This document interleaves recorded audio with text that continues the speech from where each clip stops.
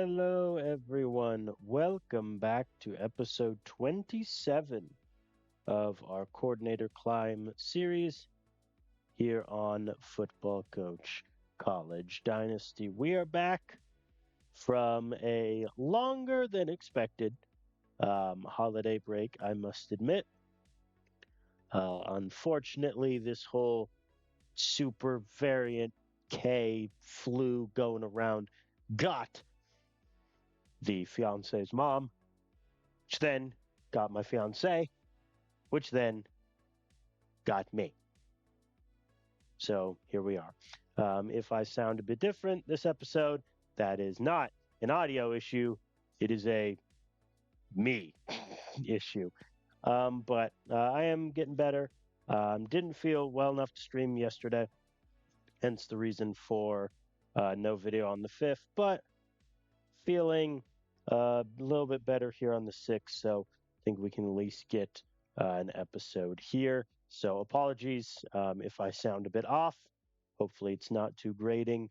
I'll try to have my finger on the proverbial trigger to mute in case an errant cough or something comes through. But first, thank you all. I appreciate your patience for the little over 2 weeks break. I did not intend it to be that long, but as I said, flu and whatnot. So, where last we left off, we had what I would describe a very good season. We went 9-4, 6-3 in the SEC, which is huge because year one at Vandy we went 3-6, year two 2-7, three 4-5, 6-3. It's pretty good. Our schedule, I think, was pretty challenging, but I'd say we did really well. Obviously, that opening win against Washington was tremendous.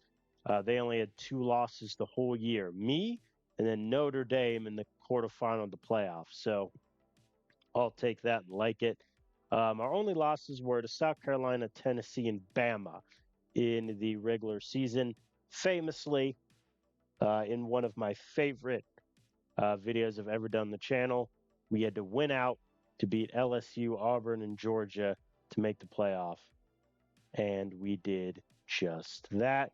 And then we lost to Bama in the first round. This is the most upsetting game like ever. Like there's no way around it really. We were up by 11. Fourth quarter started in Bama territory. Clayton Harmon fumbles. They score a touchdown. He fumbles again. This time they take it back to the house. Alex Palmer throws a pick, and that's your ball game.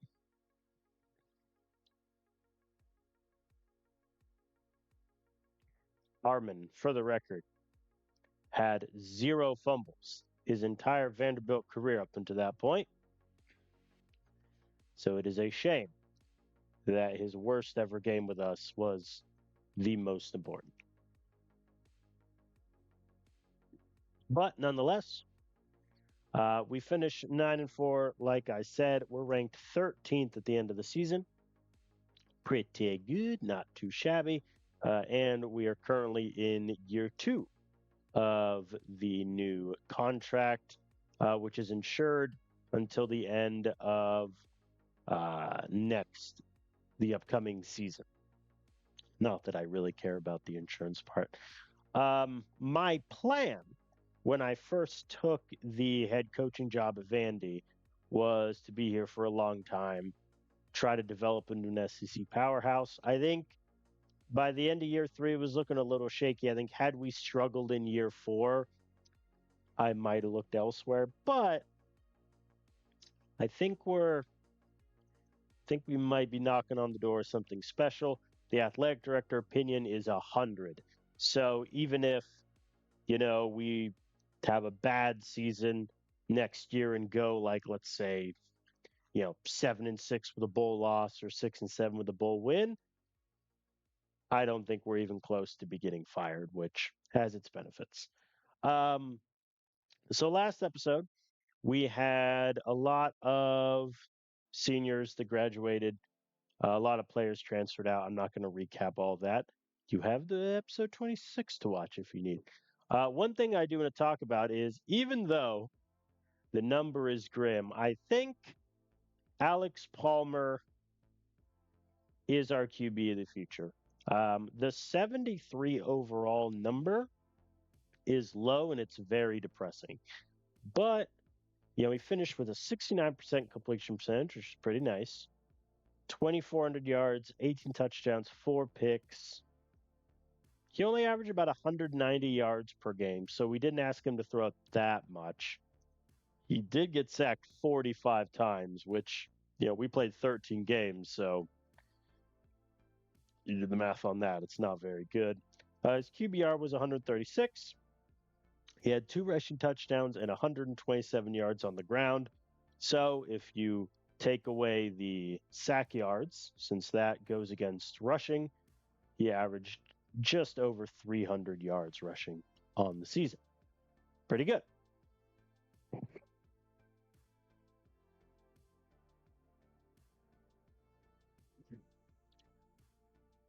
Now the question becomes, do we think Alex Palmer will improve? And I think the answer is yes. What does worry me is, when he was a recruit, we got him. He had 67 overall B potential.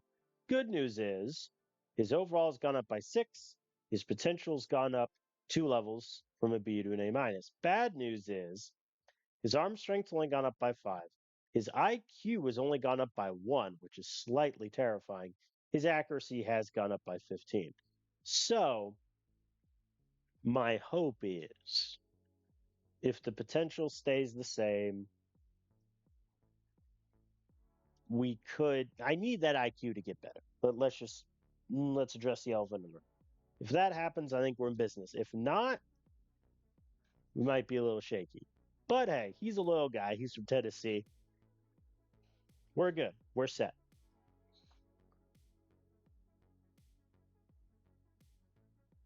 Now,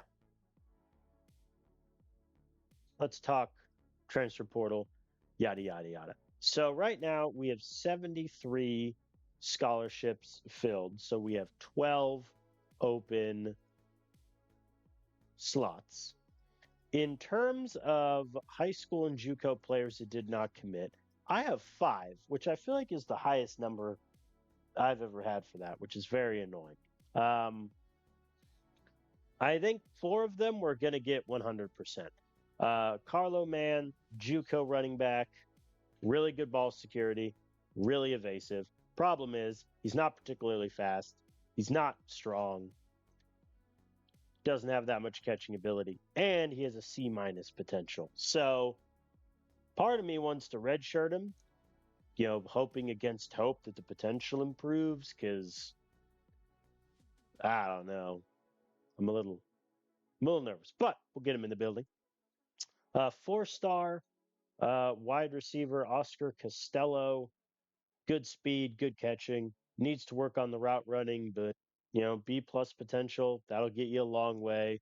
He'll definitely redshirt year 1. Gavin Boykins, 3-star corner out of Kentucky. Your classic, man coverage guy.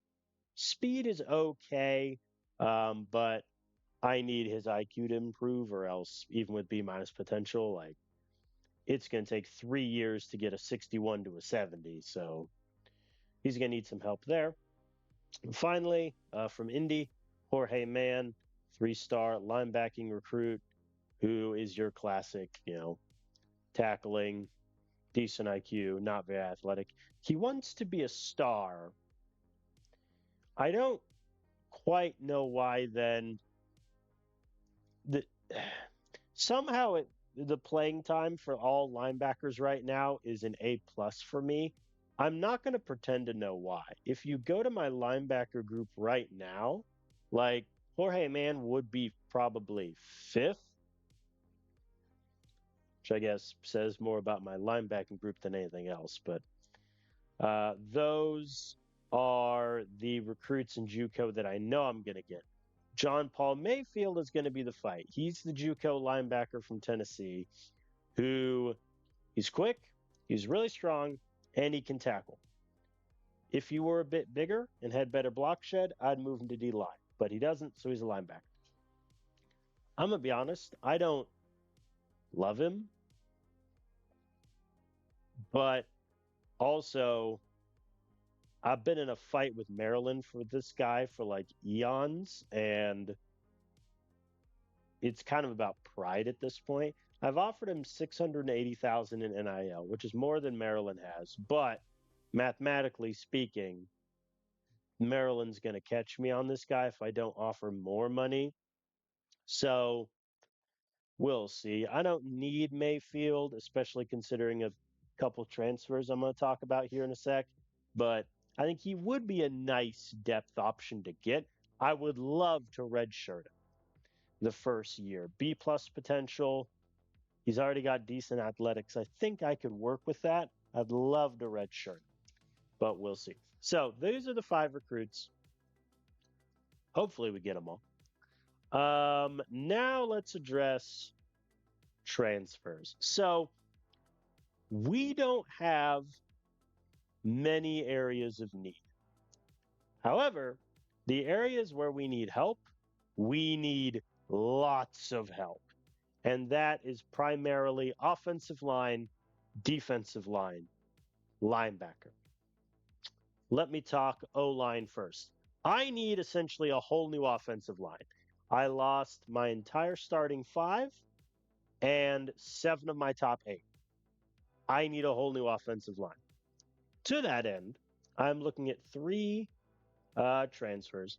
One, Tristan Hillman, who is leaving Georgia.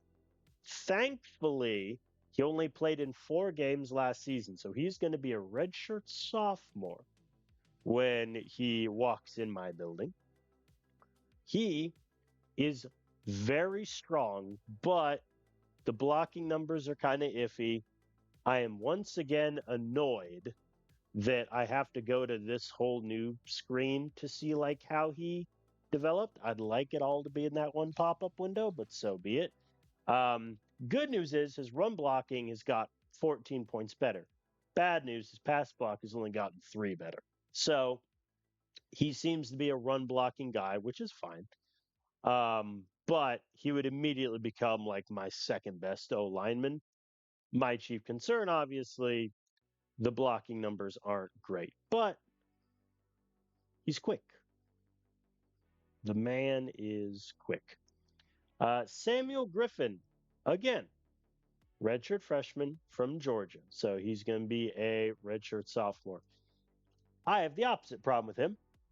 Griffin is a tremendous pass block, 90, but not very strong. Run block isn't great. Honestly, with a 90 pass block, I can live with a 73 run block. He does have A minus potential, which is pretty good. I think if I had to pick between one or the other to prioritize, I would probably do Hillman and bank on that strength seeing me through. Griffin, though, I know he's going to be a good pass blocker. The running might be a little inconsistent, but he has A minus potential. Should see me through, we hope. And then Mark Braun from IU, where he sat on the bench and didn't play for 3 years, played last year as a backup, 6 pancakes, 3 sacks, which is not a good ratio. He is just your well-rounded, strength is good, pass block's good, run block is iffy. But I figure, if he's my 4th or 5th O lineman, I think we're doing okay. He's going to be a senior, so I'm only going to have him for 1 year. He's got D potential, so, there might be some improvement, but I'm not banking on a lot in a senior year. I see Mark Braun as being the more, solid, 4th, 5th starter, whereas Hillman and Griffin would take that like 2, 3, maybe 4 spot, depending on off-season gains and such. Defensive line. So, defensive line, what I need is twofold. One, I need better depth because the front seven is the one area where my depth is getting destroyed by guys wanting to transfer. So, to that end, Brennan Doherty from Auburn. He did not see the field at Auburn, and he is bad. Let's get that out of the way. But he has A minus potential. So there is a world where the strength, the tackling, the block shed, the pursuit, you know, if I look up in 2 years and all of those have gone up by 15, we're in business. That also means I'd really only get like a year of production out of him, which is a little shaky. But I figure kind of worth taking a swing on. We'll see how he plays. OBS, don't yell at me at a time like this. Wow, it fixed itself there. I'm a genius. All right, and then the key defensive lineman I'm looking at, Enrique Vincente from Indiana, and yet went to Wisconsin, which I feel like is a coup by Wisconsin. He appeared in 3 games, got 7 tackles, 1 tackle for a loss, which ain't bad. He is very good. He is your classic strength tackling block shed, what I call the holy trinity of D line. All that's in the mid 80s. He has A minus potential. He's going to be a redshirt freshman with these in the mid 80s. Like, there is a non zero chance Enrique Vicente is the best defensive lineman in the SEC in like 2 years. Like, that could happen. The IQ is a little low, which I think is why it may not, but it could happen.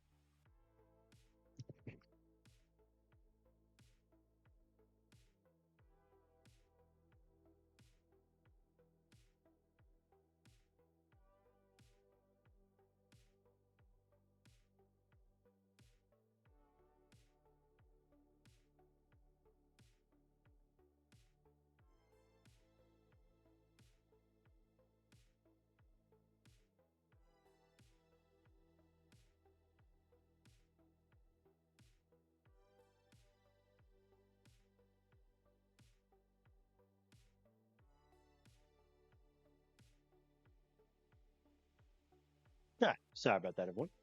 So, Enrique Vincente, actually, I've talked myself him being my number one priority. Like, he's going to be great. He's going to be awesome. Obviously, if, you know, none of his top numbers improve for a bit, he looks less awesome. But even then, who cares? And then finally, linebacker. I need help with a capital H at linebacker. And I found Kellen Haney, redshirt freshman at Clemson. Came off the bench last year, did get a pick, not nothing, a handful of tackles. He is such a fun profile. I want to get him in my building. He's slow. He's very strong. He is a dynamite tackler, smartest guy on the field, can kind of cover, and exceptional at chasing people down. Beautiful profile. Obviously, you would like the speed to be higher than a 71, but who cares? He has a 90 tackling and 95 IQ as a redshirt freshman. Come on. So, with me, obviously, he'll be a redshirt sophomore. He'll probably slide in as like my third linebacker, I would say. Linebacker's a little tricky because I promised 40% snaps to both Miles Byron and Elijah Hahn. Elijah Hahn, I kind of regret, but I might be moving him to D line. We'll see. We shall see. D line is a little easier. I literally have like Nicholas Durham, Zachary Case, who he'll do really well, and then some young guys who are just going to have to ball out. But yeah, that is my transfer group, with one exception. I'm also looking at Mauricio McMillan from Southern Alabama. He did not touch the field in 2 years. And I can kind of see why. His catching is bad. He's got decent speed. He's got B plus potential. This is me just going for a depth wide receiver that could, contribute one day. So these are my transfers that I'm looking at. I have offered everyone's minimum NIL already. I've offered them all scholarships. So what I'm going to do is I am going to advance the week, see what schools offer in terms of NIL, because I have 3.3, just under 3.3 million remaining. So let's advance. Let's breathe.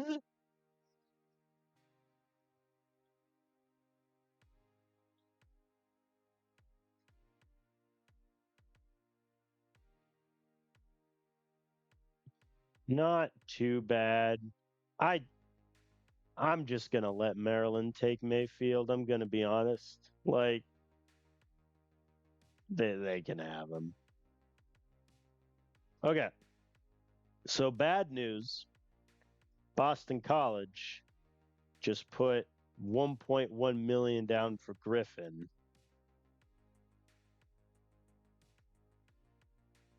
Okay, I'm not too worried about that Texas push. Not too worried about that. All right, so let's assume now we're not getting Mayfield. So that does open up one scholarship spot. I'm going to look at running back, even though right now with running back, I have DeAndre Shorter, who is pretty good. He'll play.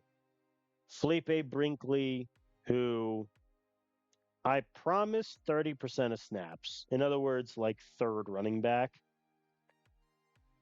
Cole McNeil is, a recruit that's not going to play. I got Man, coming in as a JUCO option, but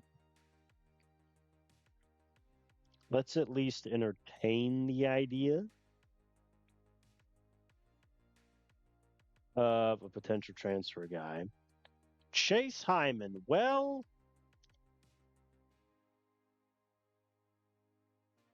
I mean, yeah, he's pretty good. Ryan Eccles.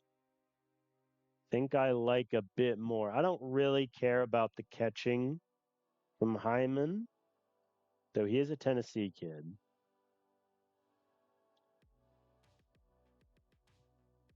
Did you play at Georgia at all? Oh, wow.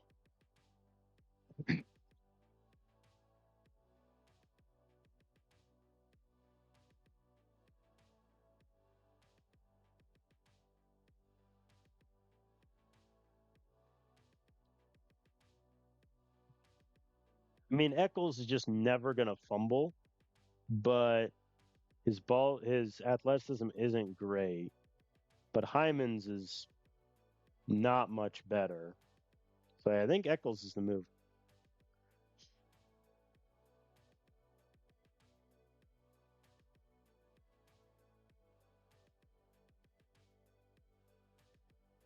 All right.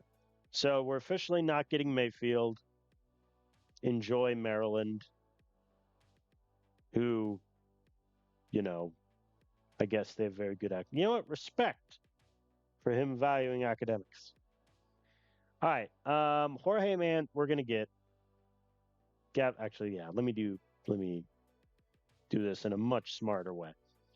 All right. So from the top, three recruits, Man, Boykins, Costello, we're gonna get.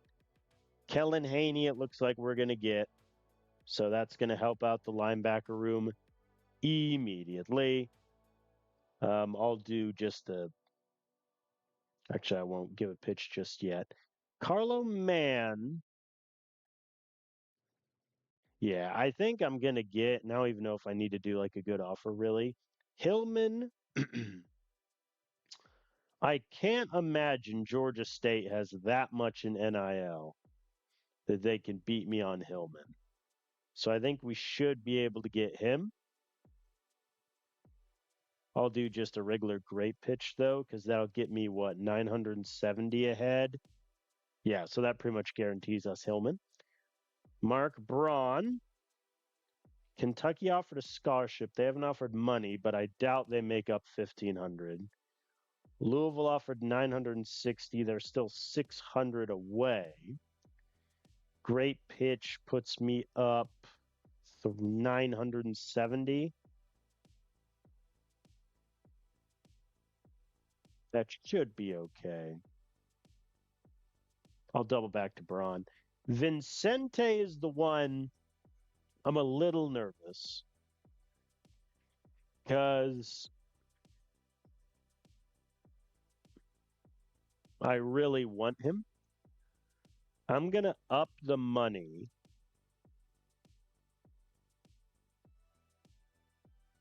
Let's say if I give Vicente an additional 400,000, that gets me to a 500-point pitch, and then a head coach ace gets me 700. So that means Northwestern would need 980. I mean, Purdue is also there. I'm going to give more.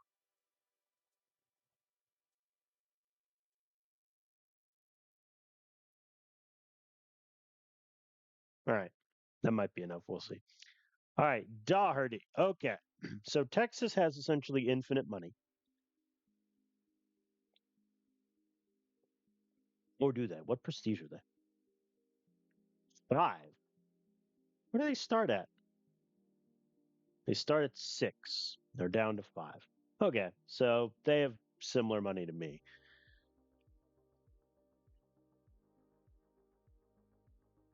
I mean, I have the money. I think it all comes down to spending it wisely. I should probably give an offer to Eccles. That seems smart. 610,000. Yeah, I shouldn't need to do anything else to get him. Um,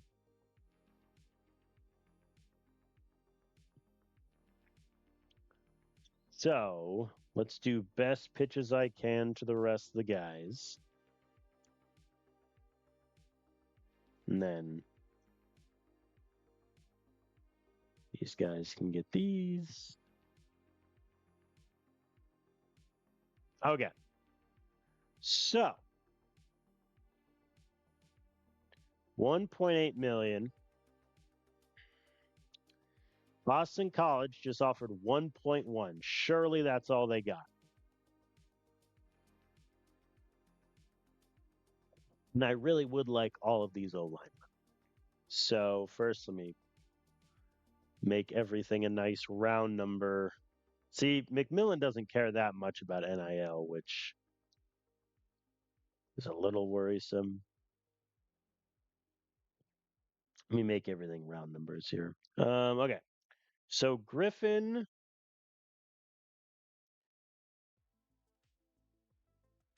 with this, I catch Boston College.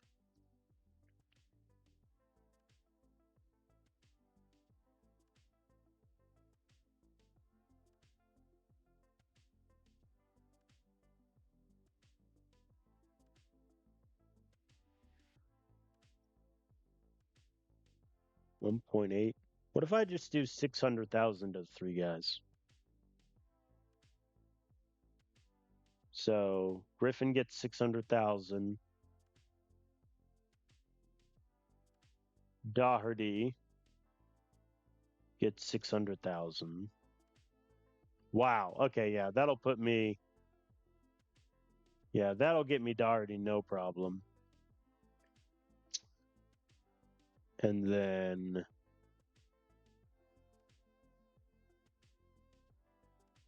even if I do 600, yeah, that.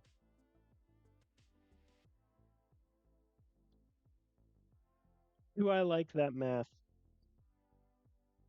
I don't know if I do. Also, do I really want to give this guy $1 million? I don't think I do. Just fundamentally. Hold on.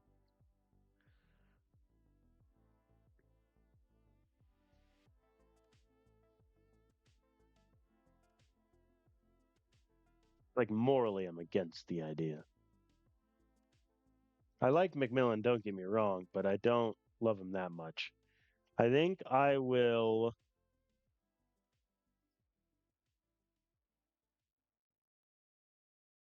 That gets me 690. So that puts me 520 points ahead. That should be enough unless UAB has more money, which they might. And then I will throw the rest at Griffin's feet.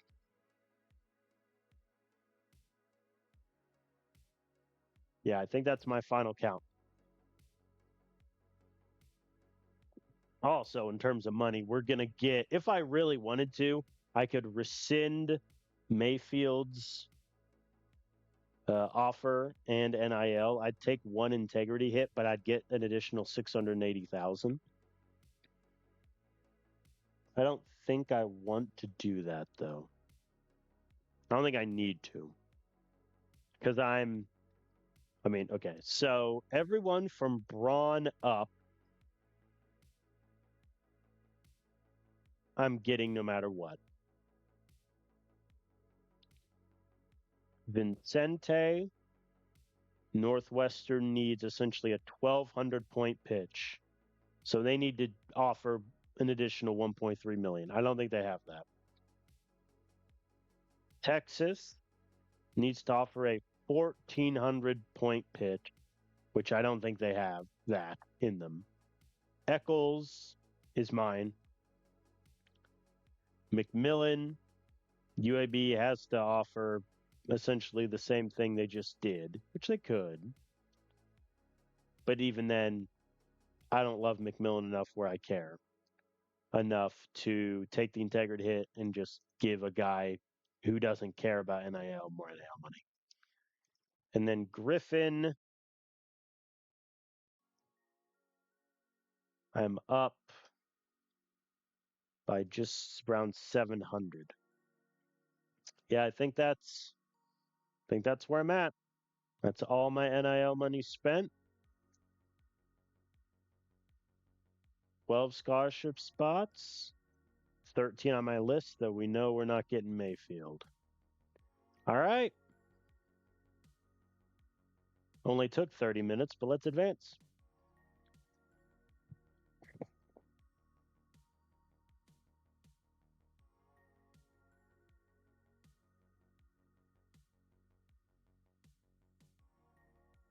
Okay. All right. First, let's get the obvious recruits and stuff out of the way. Maryland gets him. Yeah, they did an ace pitch, so I would have had to offer decent amount more money. Jorge Man is ours. Boykins is ours. Stello is ours. Man is ours. Very good. All right. So now the transfers. We begin Enrique Vincente, defensive lineman.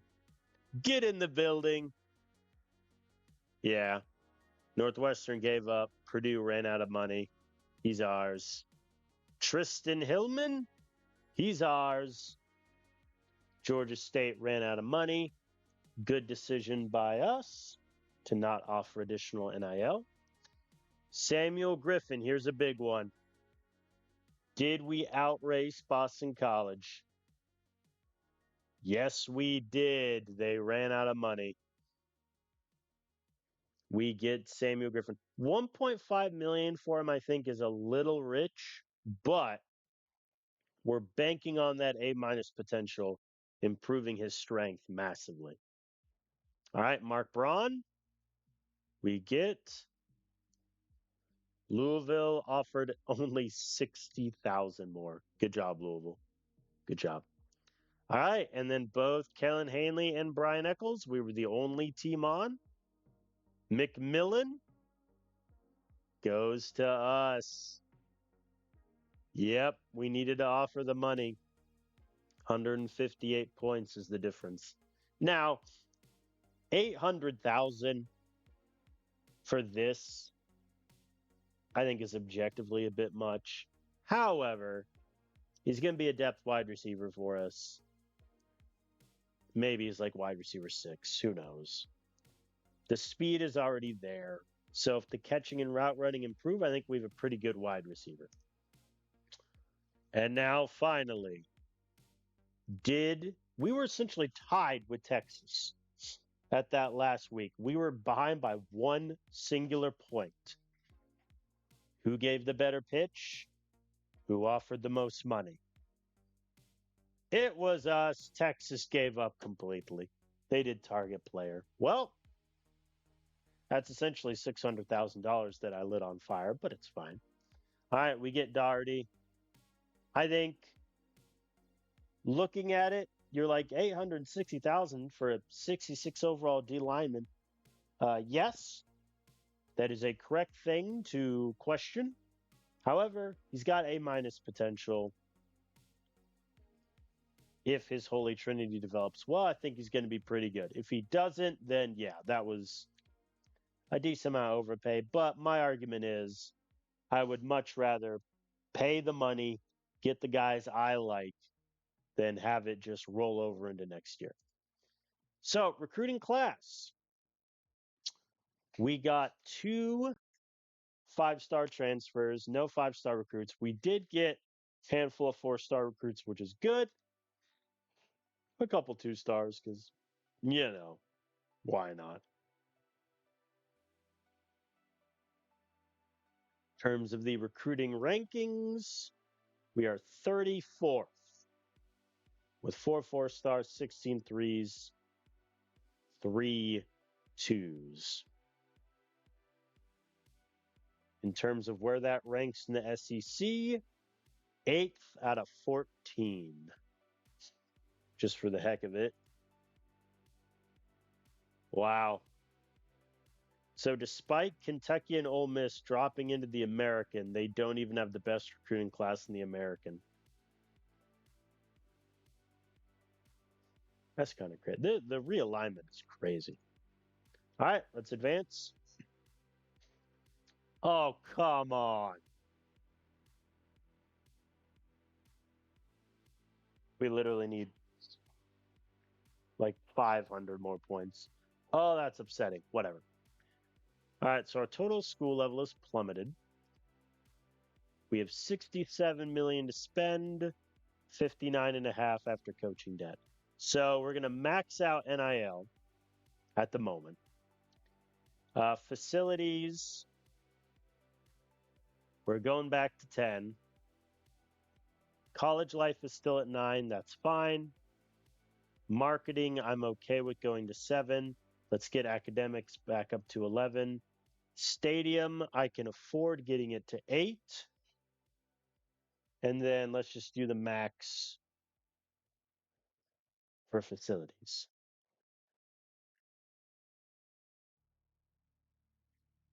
So I trade 1 level of marketing for 1 level of the stadium. I think that is a good swap.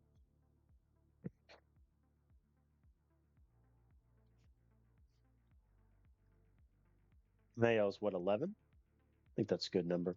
All right, here's the earnings breakdown. We lost to Tennessee, obviously, which denied us a decent amount, but we got 3 donor goals. We made $6 million from appearing in 1 playoff game, which ain't nothing.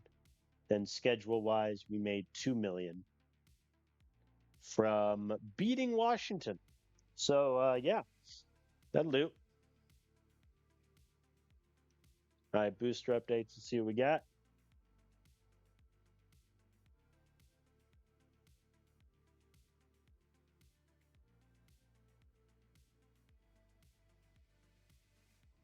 No changes. So we stick with 1 diamond, 2 gold, a silver, and a bronze.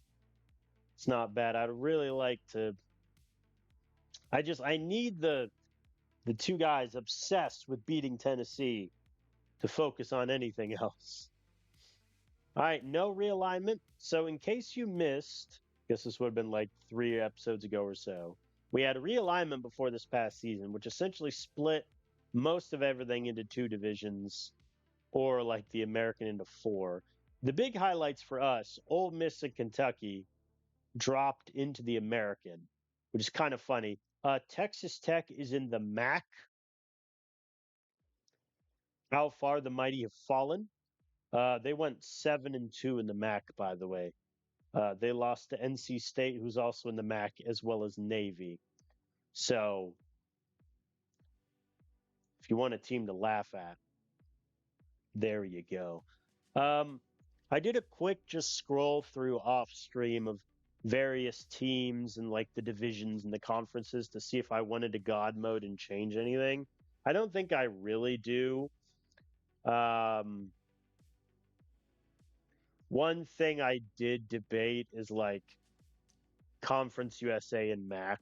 Like, there are too many one prestige teams. Like, realistically, Navy's one prestige, you know, Oregon State, East Carolina are one prestige. There's a lot of one prestige teams now in the database, which don't think is very good. So that is something I will keep an eye on. The Big 12 also has 10 schools. So I did debate like moving a couple Big 10 schools over, but I think for now we'll keep it as this. So in our division, it's Georgia, Bama, Auburn, Southern Carolina, Tennessee, Florida, and us.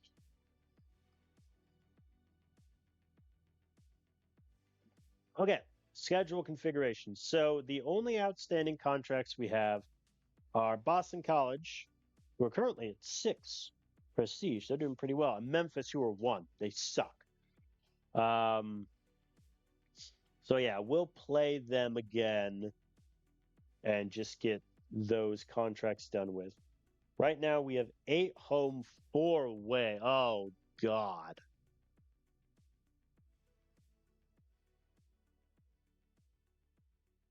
That's terrible. Okay, I need to yeah, we need to change some things. First, I just give me a single away. Notre Dame 2.5 million. Don't tempt me. At James Madison could be fun. Let's do that. Let's take on James Madison week 1. That would get us 2 million. And then I mean, I want this to be a home game because if it's not, then my last opportunity for a recruiting visit is week 10. So I could get sniped on a lot of guys in recruiting visits. So I could just make that move Boston College then to week 11.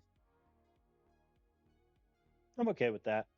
All right, so how's the schedule look? At JMU to open, home to Mizzou and South Carolina. Week 4 bye is so early.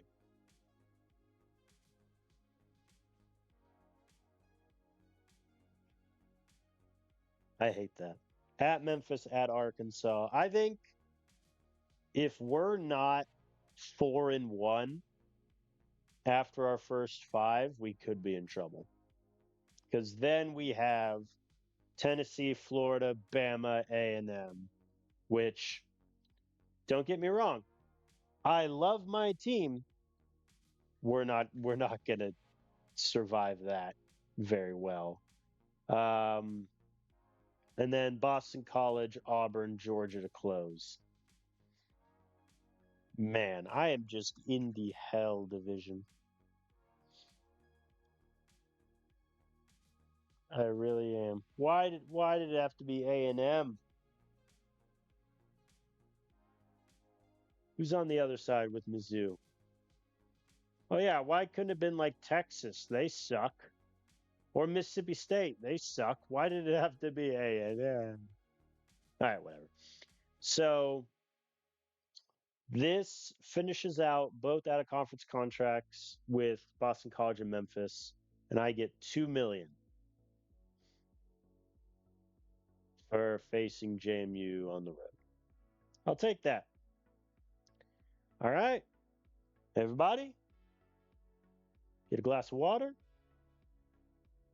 It is time to advance to 2036.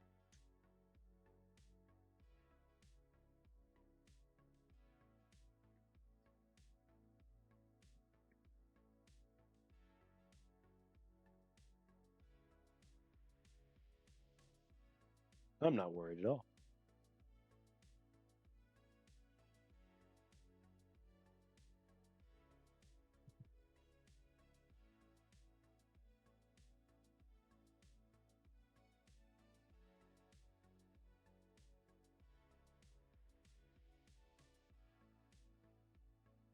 All right.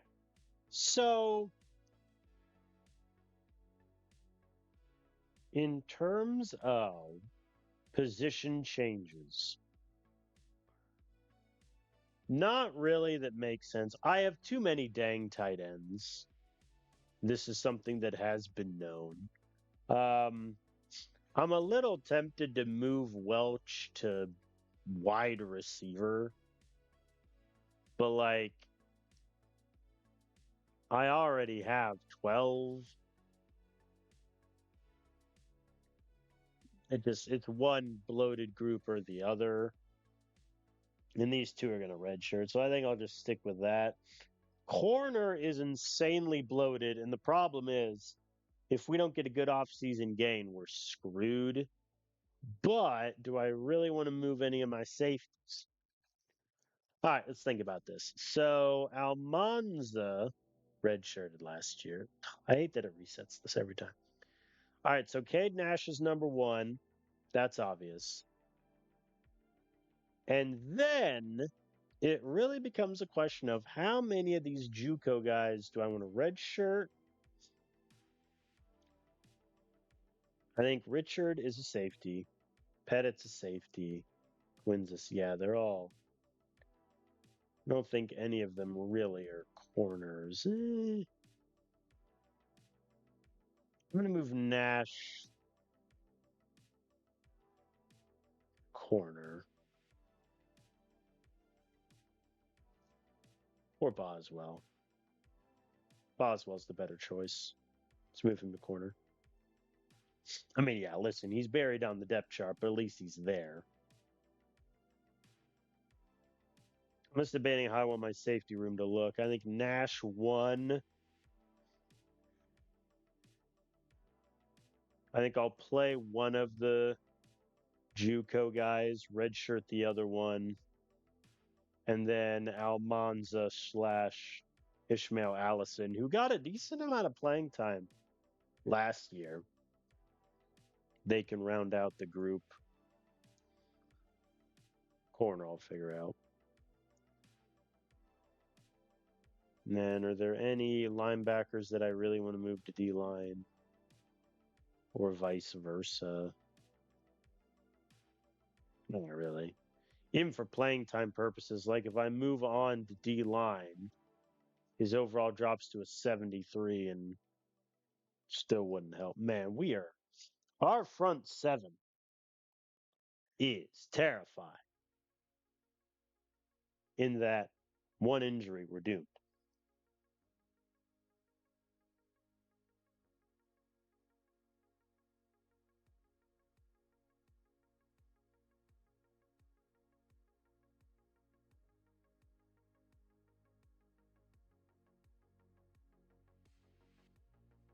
Yeah.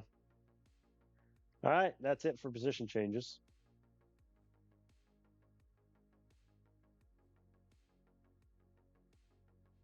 Man, Brinkley's almost a better. Oh, boy.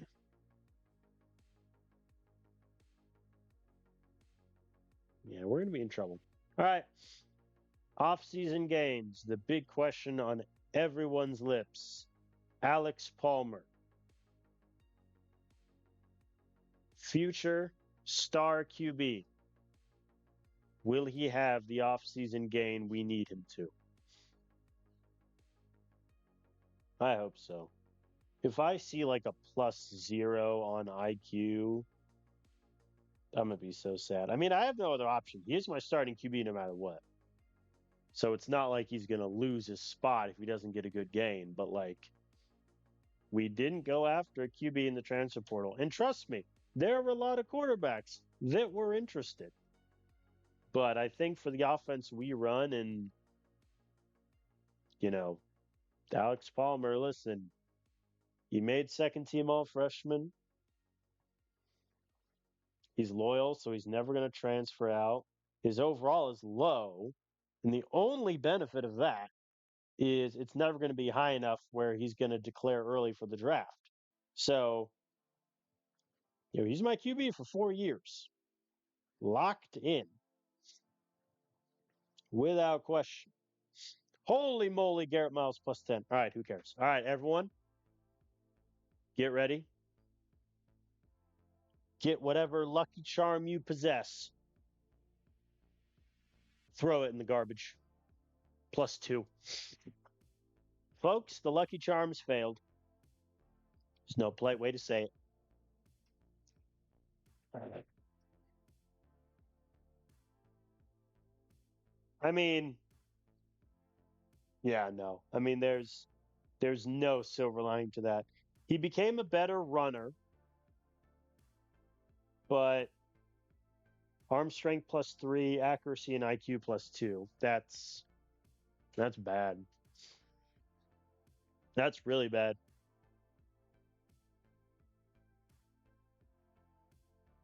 His potential also went back down to a B plus.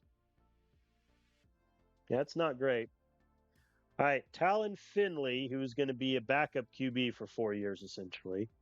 His IQ went up by 8, and he redshirted the whole dang season. Whatever. Accuracy plus 5, arm strength didn't move. All right. I mean, he's going to be a really good backup for us. So, QB, like, we're set for 4 years. Palmer's a starter, Finley's career backup. Cole Kelly, I mean, sure, mid 70s and everything. Yeah, that's disappointing from Palmer.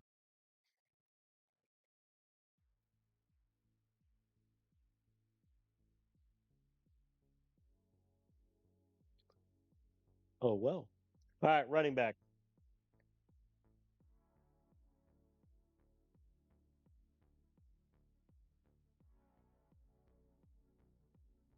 All right. Plus 9 strength, 6 ball security for shorter is awesome. He's obviously running back 1.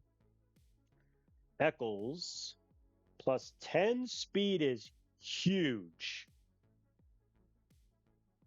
Not much else changed, but plus 10 speed, plus 8 evasion. That's running back 2. And Felipe Brinkley became a much quicker, much stronger, better ball security. There we go.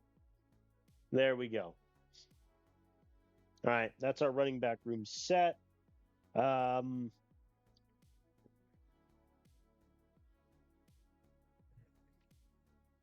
think for Carlo Mann, I feel like I'm gonna redshirt him and then play Cole McNeil as a true freshman. Actually, I mean McNeil does have A plus potential.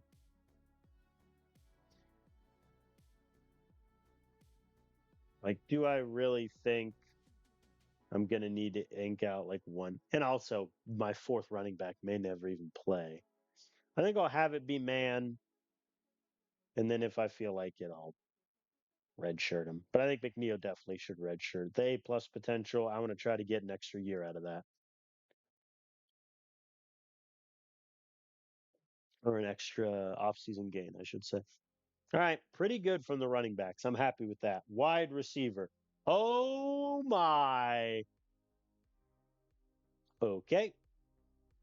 So Robertson got up by 5, plus 6 route running. Very good. Got stronger. He got quicker. Gavin Butler just continues to be the most well rounded guy in the world. Aiden Page, much better route runner. Proud of you, Aiden. Well done, lad. Yeah, he only had 16 catches last year, so part of me feels bad for the guy. Gregory, who we transferred in, his catching went down. I mean, it's a 91, so it's not like it's low, but on the principle, I'm a little upset about that. Roy Cobb, who threatened to transfer after last year, pretty good. +9 route running. He needs 25 targets, which he'll get easily. Damian Perry did not lose any potential, which is good. Catching +0, whatever. Joe Richardson looks okay. God, Hudson Adair is terrible.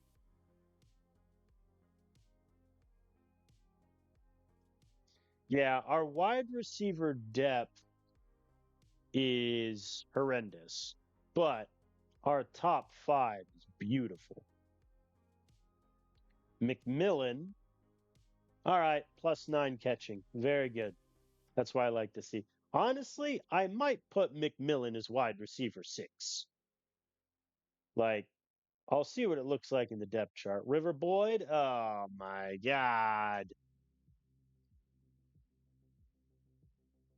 Remember when I was recruiting this guy and I said, you know, A minus potential, he's going to need 4 years. His numbers were so low as a recruit, and they're still low. Oh, whatever. Pretty good overall. I think the Joe Richardson, Hudson Adair, Connor Fry trio is just taking up space, but so be it. Tight end. Ooh, okay. Christian Van, up to 90 catching, 74 speed. Very good. He did not get targeted a single time last year. That'll obviously change. Maxwell Welch, who I redshirted last season, his catching is also very good. All right. I like our top two tight end tandem. Williamson got stronger. Zane Tyson got a much better blocker.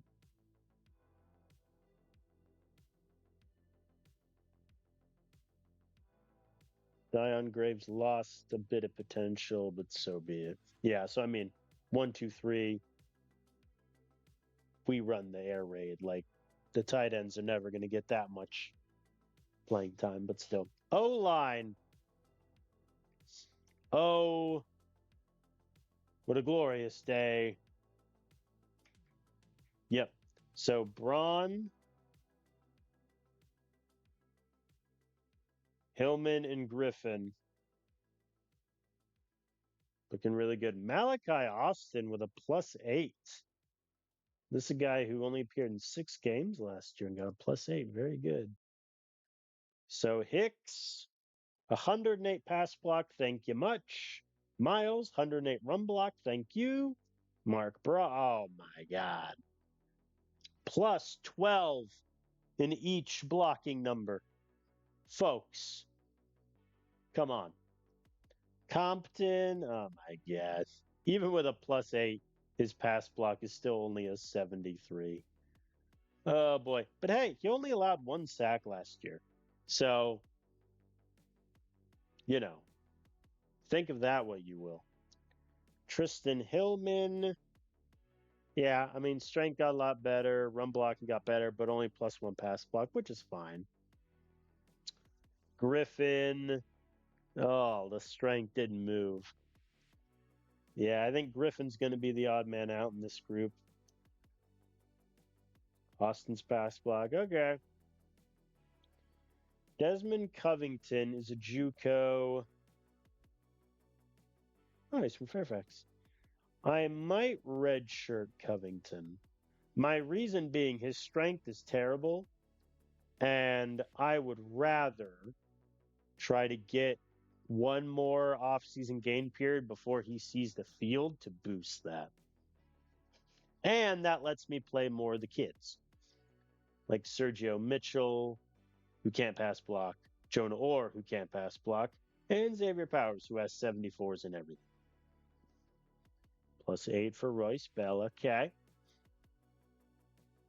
All right.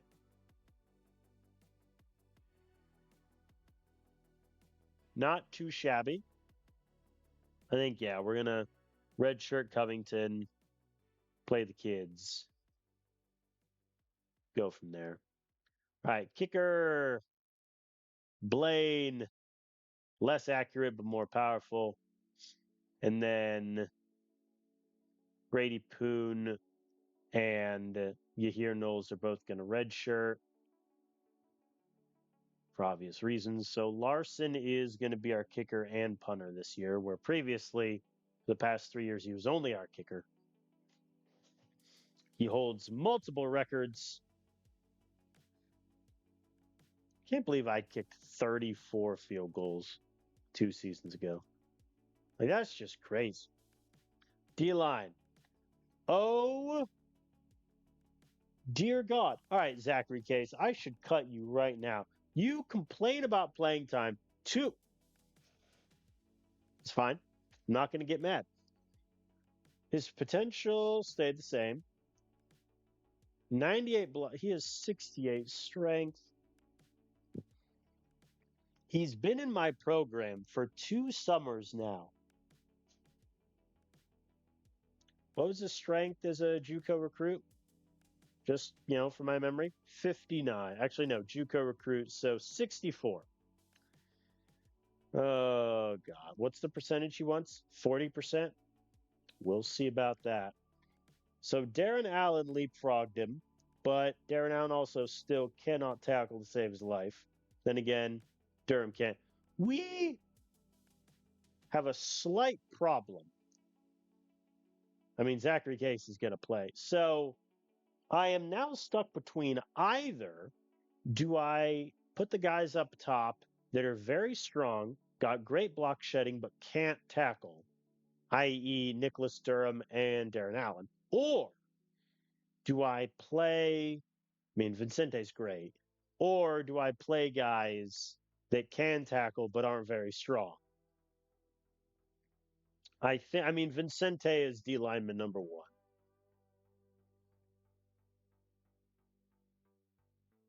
Case will probably end up being 3 or 4. Pierce, I'm going to drop a bit. Oh, boy. Raymond Veal, the recruit, not only did he go up by 6, his potential increased from an A- to an A. We could have something really special in Veal. Happy for that. Jasper Rice, dude, you're never going to get better, are you? Man. His potential is still a C. It just kept going up and down, up and down, up and down. A couple of the kids down here did pretty well. Brennan Doherty, who I just spent a morally questionable amount of money, $860,000, getting in the building, gets a little bit better. Yeah, I think our D line is going to be a big problem. How'd linebacker do? Okay. I mean, let's be frank. It's not good. But Hussein became a better guy in coverage, much stronger. That's great because he's going to need to do a lot. Miles Byron continues to be the most well-rounded linebacker in the history of the world. That's pretty good. Kellen Haney, who just transferred in, got a lot better tackler, better IQ, very nice.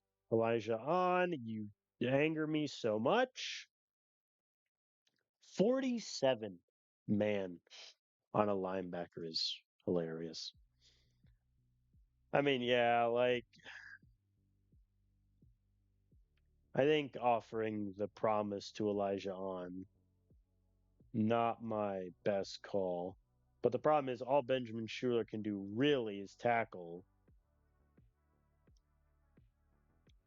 And coverage wise, I mean, he's never going to be on the field that much for that to matter.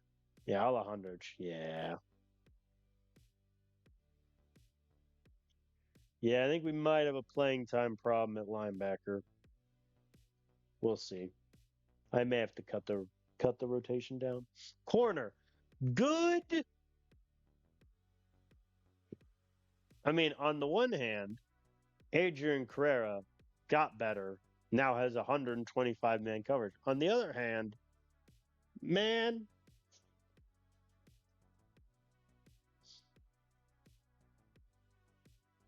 Yeah, we're gonna have some problems in like 2 years. Because in 2 years I'm losing all top five guys, and these guys down below are they're losing potential left, right, and center. Okay, or rather, these guys are getting it. Queen lose it. Beasley got it.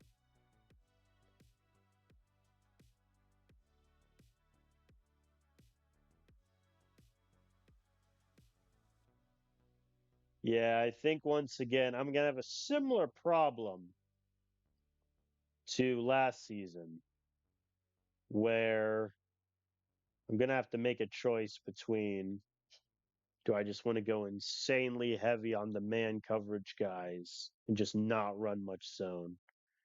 But my top three guys are all good enough in zone where I think I should be okay. I have a feeling that Connor Bowie is not going to be high up in the depth chart as he wants to be. All right, so good safety. Safety, I don't really care about because I've found in this game the stats for them are always really low. I think right now my plan is Nash 1, probably Richard 2, Pettit, Quinn will redshirt, and then Almanzo and Allison can just be down there. I could also redshirt Richard also. We'll see. Redshirting an 80 overall does seem a little silly and unrealistic, but you never know. All right. I would say biggest disappointment without question is QB. Like, there's no way around that. Our QB of the future barely got better. So that sucks. I think best position groups either were running back, because my top three guys all got so much better at holding on to the football, or offensive line, which I feel like O line always has the best gains. So, all right, let us advance. Game plan install. We're keeping the same coordinators we've had for the past couple years. I'm not changing the playbook at all. So let us advance to the preseason.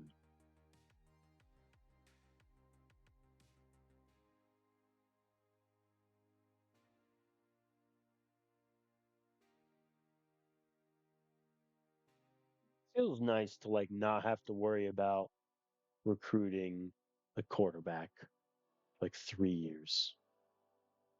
It's gonna be beautiful.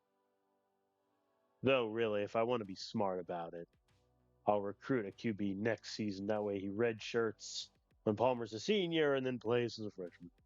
But still, let me have this. All right, auto assign trainings, who cares? Okay, let's look at the depth chart. Let's figure this out. QB is very simple. Palmer 1, Finley's the backup, Kelly redshirts. Running back, I think, is Shorter, Eccles, and Brinkley. And then I think I'm going to have Carlo Mann be running back 4. And then when he gets to 4 games, I might switch him and McNeil out, but we'll see. I do think I am going to go with 3 running backs, mainly because the one time I switched it to 2 last season was against Bama, and we all know how that went. All right, wide receivers. So this is going to get tricky.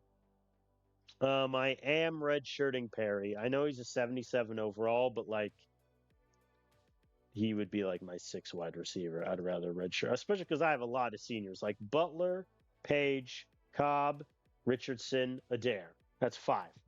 I got 5 guys that are seniors. I need to redshirt as much as I can.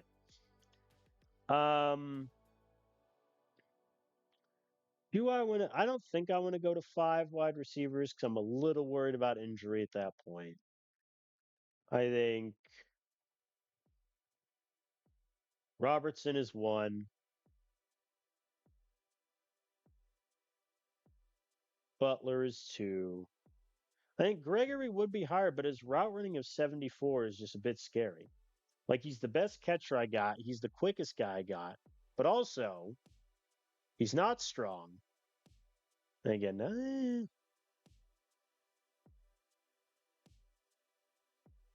let's swap him and Page. I'll make Gregory 3. Page 4, Cobb 5, and he'll definitely get 25 targets.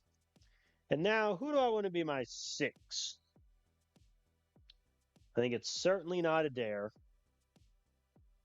He just what a useless JUCO signing he turned out to be. Richardson is the best catcher, but he's really slow. Fry is my quickest, but he can't run a route. I'm almost tempted to give it to McMillan.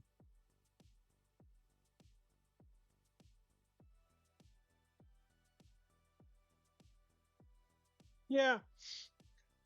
I'm going to give it to McMillan and see what happens. It's a little harsh on Joe Richardson, who I think overall is the more well-rounded wide receiver.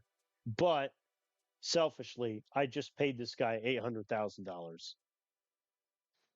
And if he struggles, I can just bench him. All right, tight end rotation is 2. And then my 2 recruits a red shirt. Vaughn is 1, Welch is 2, Williamson is 3. Very simple, easy, done. All right, O-line. Okay. So I am going to redshirt Covington. And then Oliver Burks. My recruiting class for this O-line group wasn't great. Both Burks and Sanford have really bad potential. Why did I recruit these guys? You know what? It's all right. O-line. So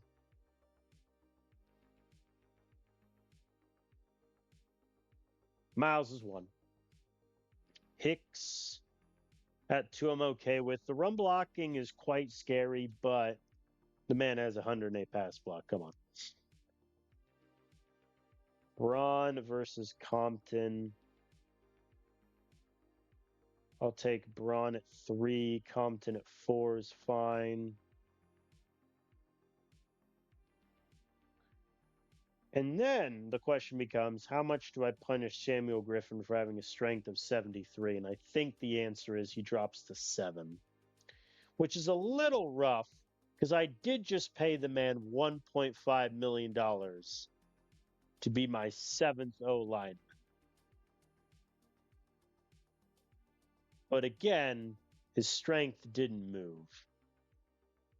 And with A- potential, I really expected it to improve.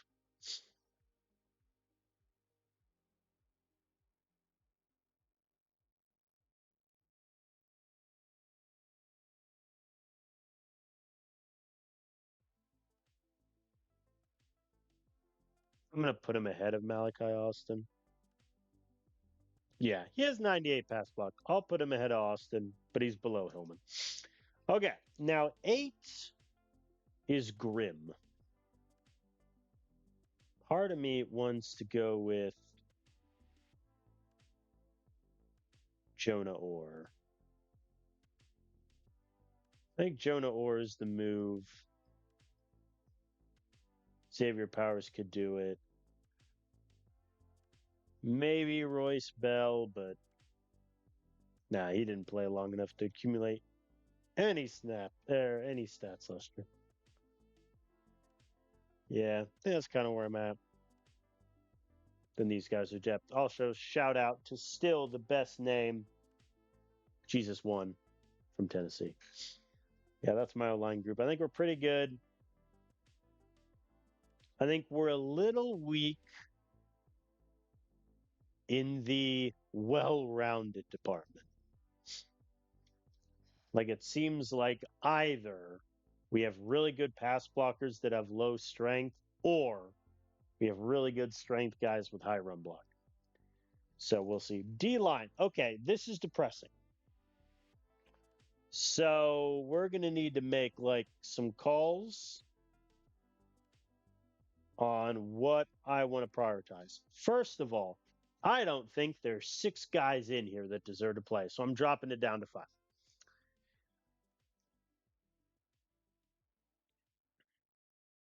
I think Vincente is one. He is the best Holy Trinity of anyone. He's one.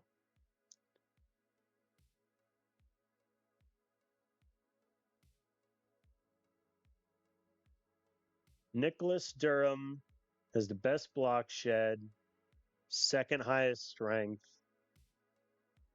I think Durham is two.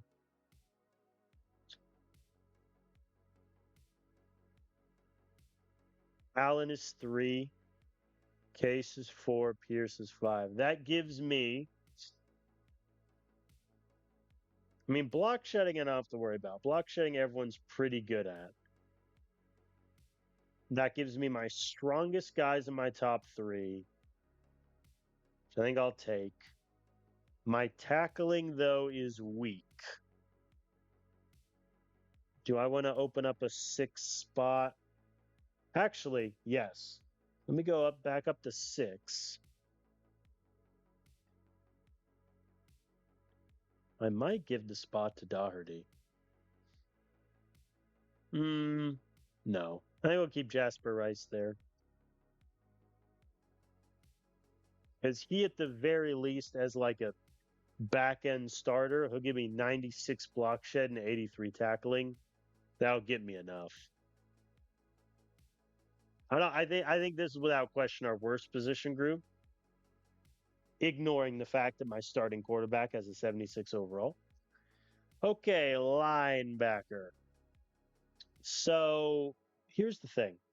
I have 9 linebackers total, 2 of which are redshirting. So that drops me to 7. Means if I stick with 6, I'll have 1 depth option, assuming no injuries, which is not a thing you want to assume.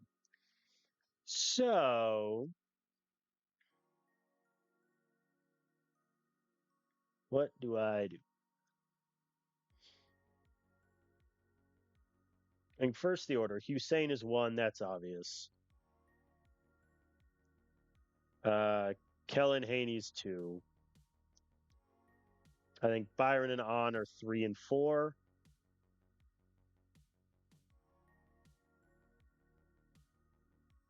And then the question becomes, do I want Schuler, who is better tackler, better in coverage? Or do I want Alejandro Chu, who's better block shed, better IQ? I think I'll start with Schuler, and then if he sucks, I can just bench him like I did last season. But I'm definitely going to 5 linebackers. 1, because my depth, and 2, Byron and On will get more snap percentage. Okay, corners. Let's red shirt Boykins and Hatfield. Now, I dropped it to 5 corners last season. I think I want to go up to 6. My argument being, I think I'm finally confident enough in my depth where I can play some of the kids like Calvin Beasley or even Gage Friend or Simon Queen. So Carrera's number 1. Duh. Ellis at 2. I like him, but he allows like how much? What was Bowie's? Bowie allowed 60%. Baird was 70. Oh yeah, I remember. And Combs, I remember. Yeah, Combs barely played. Beasley, I think, also barely played. So I think really it's Ellis or Bowie for 2. In which case, I'm going to give the edge to Ellis. 97 zone. He's slightly better tackler, slightly slower, worse in man, but his IQ is a 75 versus Boyd, which is a 59. Just tragic. But we'll leave that alone. Baird is 4. And then, yeah, I think Combs 5, Beasley 6. Yeah. Then queen and friend for depth. I like it. Safety. Okay. So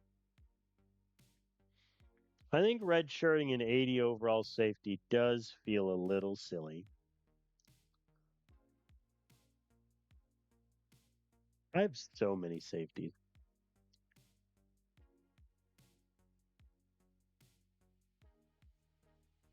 I kind of want to redshirt him. I'm going to redshirt him, and if he complains, then I'll just rip the red shirt off and play him the rest of the way. I feel like I should have moved Maximus Riviera to corner. He's not very quick, though, and his pursuit is terrible, but he's decent in coverage. So Allison was a backup safety last year. He had 5 tackles. I think I'll give Almanza the second safety job just to see how he does. He's also a much better tackler. Allison having a 69 tackling is depressing. Actually, now that I think about it, should I have Riviera in there? I shall. Sorry, Ishmael. You're going to go from appearing in in every game to not playing at all. Kicker is obviously Larson. Both Poon and Knowles will redshirt. And then next year, I'm going to have a kicking competition. I assume Poon is going to be my kicker for 2 years and probably punter also. And then Knowles can just be a backup. Return specialist. So last year, I had like 3 different return men, neither of whom was Gregory. Gavin Butler did it for a bit and I think didn't do well. So I don't really want it to be him. Shorter did a little better. And was Marcus Robertson the last guy? No. It wasn't. Why did I click on Roy? And it wasn't him. I think I'm going to give it to Gregory and then have DeAndre be the backup if it doesn't work. All right, that's my depth chart. I think obvious areas of concern. My QB has a low overall. And at D line and linebacker, I am 1 injury away from probably having the worst front 7 in the SEC. I might even have the worst front 7 in the SEC right now. But, we'll ignore that potentially terrifying fact. All right, so let's look at the good old diagram. So ignore the starters because this is wrong. So we have 19 seniors, 5 of whom are a wide receiver, which is kind of funny. 4 linemen, 4 linebackers. All right, so seniors or juniors, 7. Oh boy. I just had a massive recruiting class, and I feel like I'm going to need another big one. Good news is we're pretty young at D line. And even though we have 4 juniors at safety, I'm redshirting 2 of them. So that'll buy me an extra year. QB, I don't really have to worry about. All right. So just running through each position. QB, I do not need to recruit this year. Let's go. Running back, I will look because Shorter is obviously gone. I like Eccles. I think he's really good, but I'm not attached to Brinkley or Mann enough where I won't let a running back take their spot. Wide receiver with a capital W and a capital R. This is, I need to get multiple wide receivers committed. Like, please. I'm losing 6 of my top 7 in the next couple years. Help. Tight end, I don't think so. I mean, come on. O-line, yes. Always recruit O-line, regardless of how the group looks. Kicker, I'm good. D-line,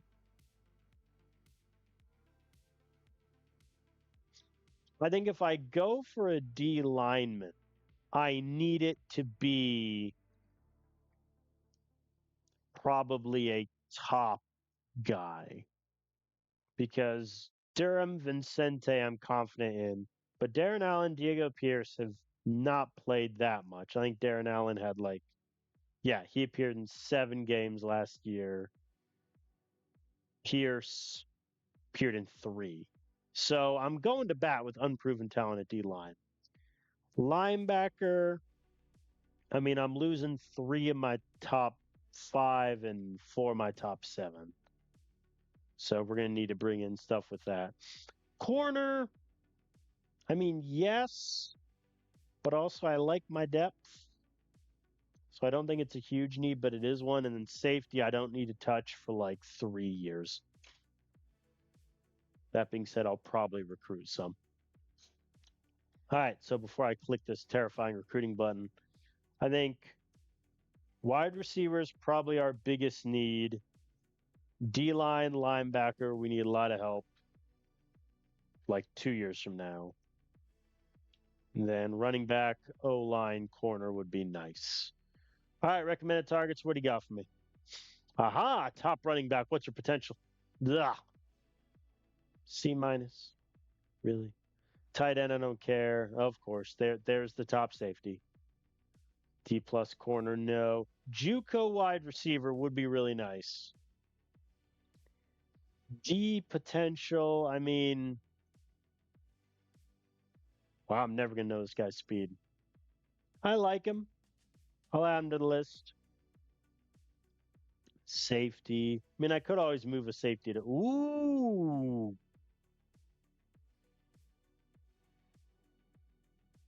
Why do all the guys I like have terrible potential?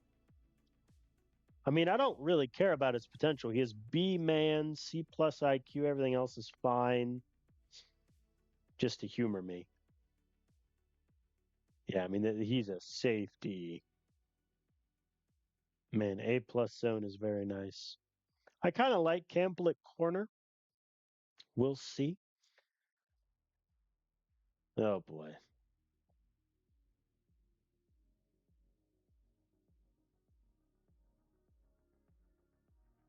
I'm gonna be honest with all of you. That was depressing.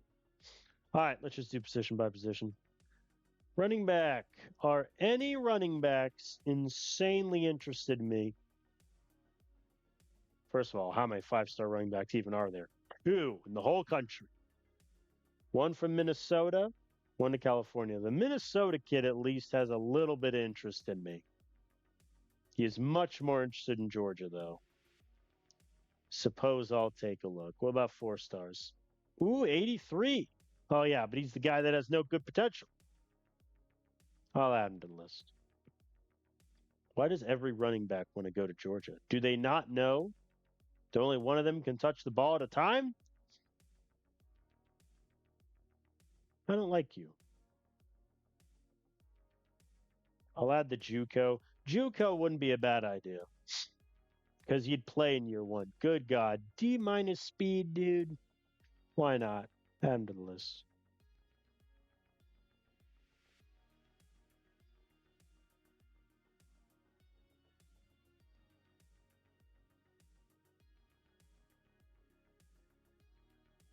Really, it's crazy how Georgia's just going after all of them.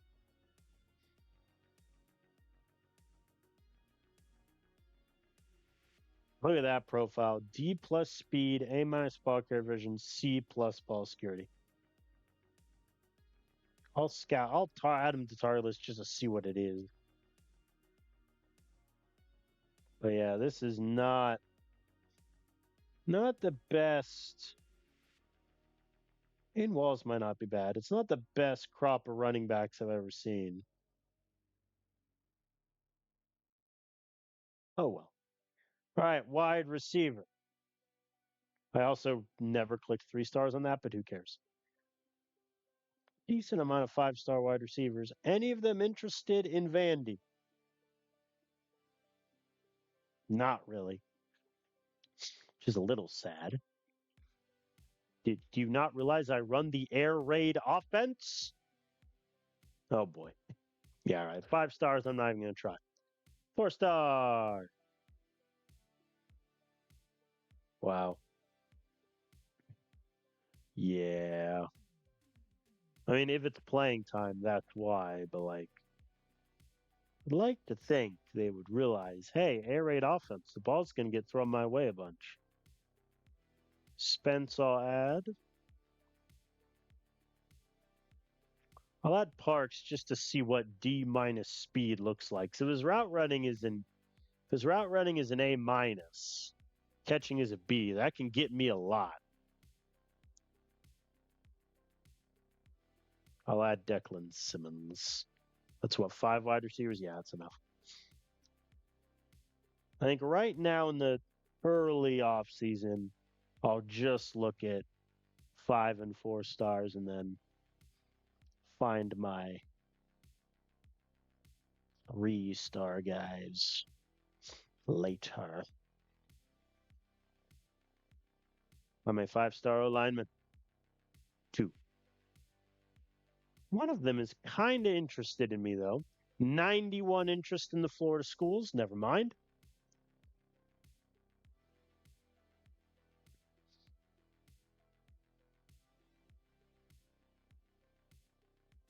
A plus potential. Get in the building.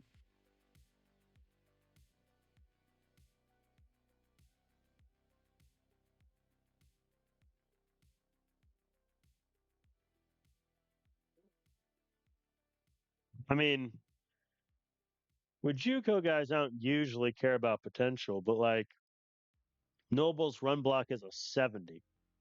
So with D potential, that's not going to move all that much. So a lot of these guys are just not good.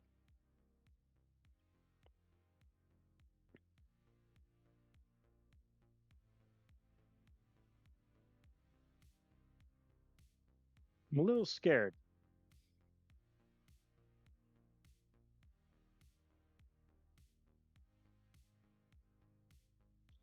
Armin I'll add just to see what the C plus run block is. But if it's anything else than like a 76, forget about it.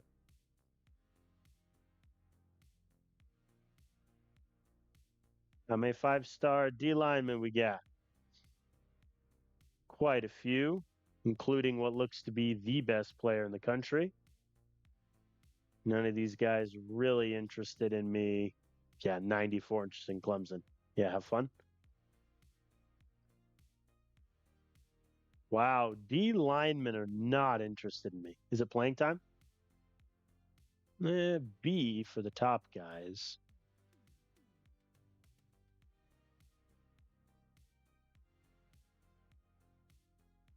Yeah, at this point, it's mainly, I think this is where we're going to have to filter our way down to the 3 stars and the like, because if these guys don't want to play, we're in a bit of trouble. Why did I add him? You ever look at a player and think to yourself, why'd you do that? 5 star linebackers, 3 of them. 2 of them have interest. 90 in Washington, 96 in OSU. Okay, no point going after him. I'll add Alex Berry to the list just to see if he's good. Whoops. Linebackers, it looks like there's a decent amount of interest.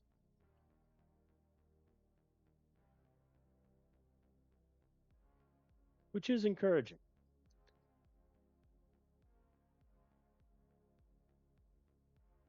O'Connor could be good. He's just not athletic at all.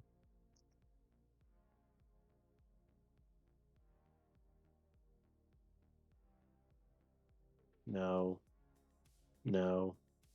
Maryland, how are you going in for this many linebackers? You just took John Paul Mayfield from me. Can you relax? All right, corner, and then we're done with this opening wave. How many 5 star corners?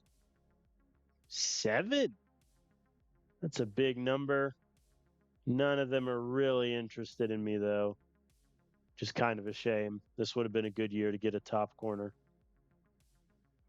Yeah, the corners don't want to play for me.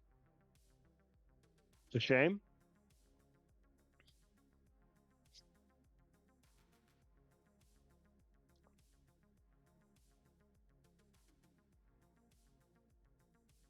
Ooh, Clayton Lewis.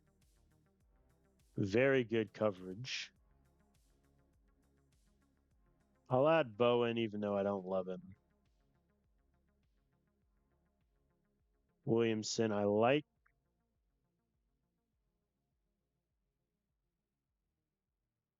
Valentine.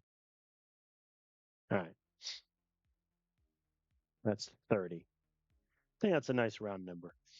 All right. So, in terms of camp visits, I'm just doing the top guys on that I added that I don't know their potential yet.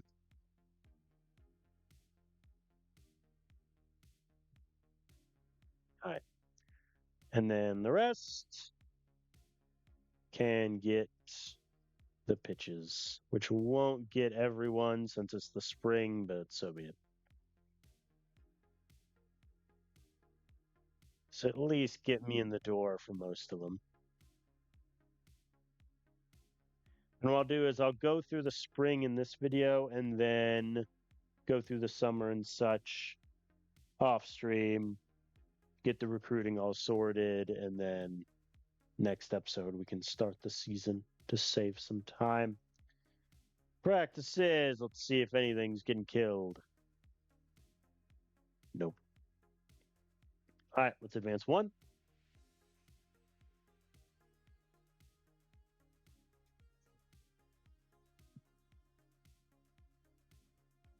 Assign training. All right. Oh boy. All right, so let me send to camp all these guys.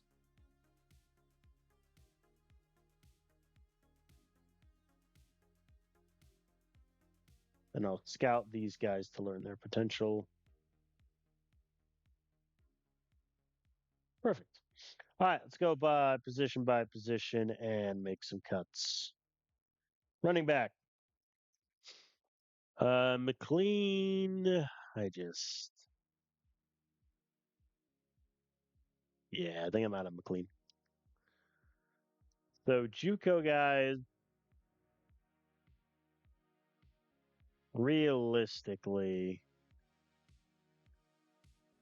going after four. I mean, even going after two JUCO guys seems a little silly. I really like Aiden Walls, but my fear is right now all he's got going for him is his speed. And so if he doesn't get good gains with that potential, I'm in trouble. Lou just isn't very athletic. Good ball care vision, though. I'll wait until I can scout him more. Wells, I'll keep on the list. Morocho, maybe. And then do I keep in the fight for this 5-star? What's the interest difference? 76 for me, 86 Georgia, 84 Kansas State.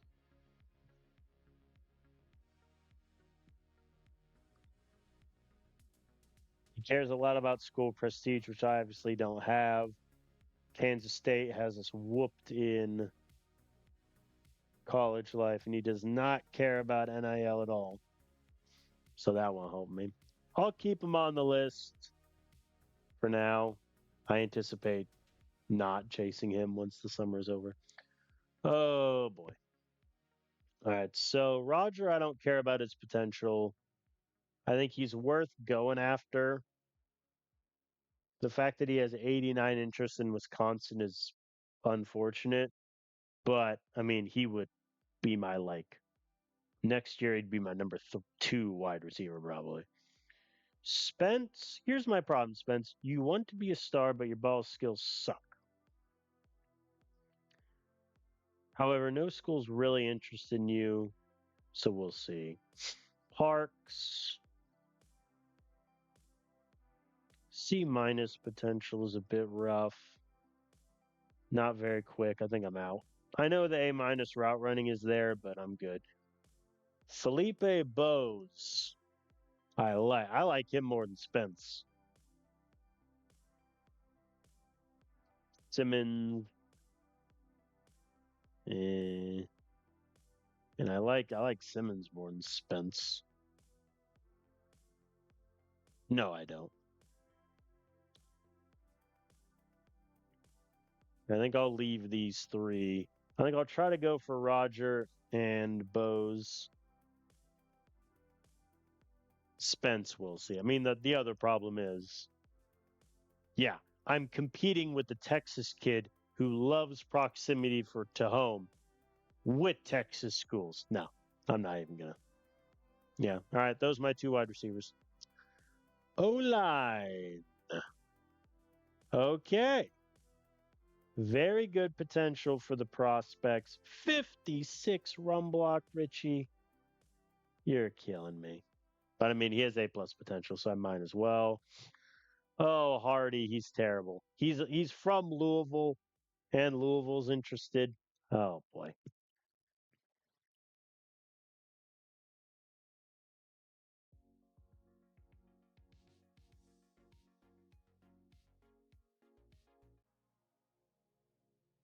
I don't think it's worth it.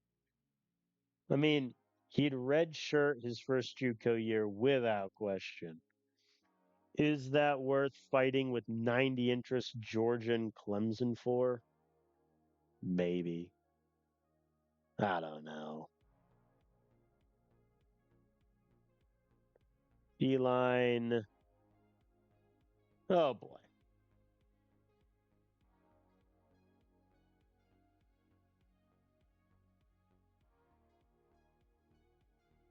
Yeah, this is gonna suck.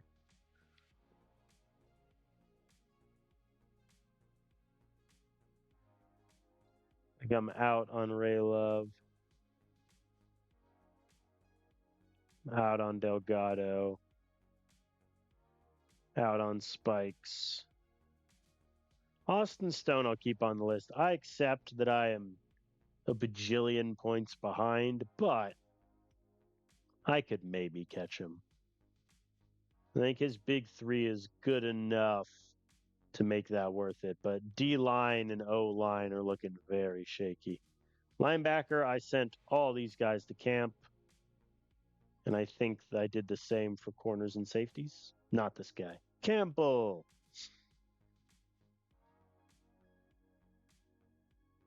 I'll keep him there. I really wish his potential wasn't a D, though. All right. So let me just make the best pitches I can to people I'm not sending to camp. And then we're going to look at the recruit list again.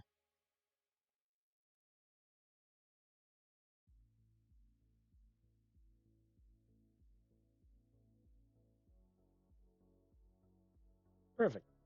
All right, we're going to look at the recruit list again. I think specifically defensive line. 3 stars. Is there anyone that wants to sign with me right now? No. Except this dude who has like -7, -7, -9. Very funny. All right.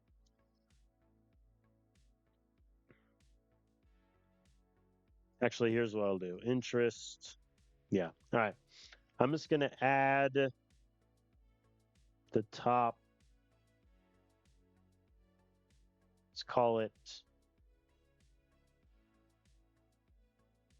No. Let's call it the top 6 in terms of interest.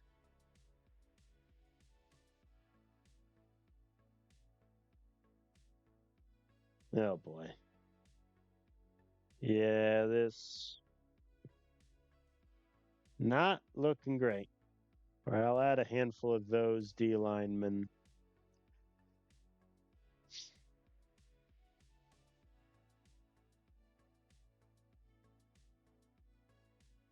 Is there anyone whose potential I know is in A already? Aha! Oh, good, a QB. Well, sorry, buddy. You want to be a star and you'll never play for me.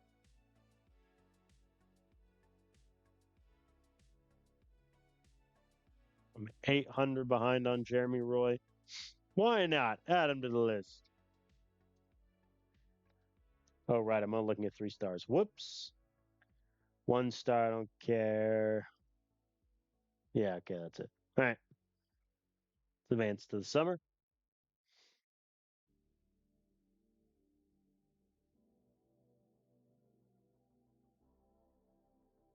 I lied. I'll do the summer recruiting now. All right,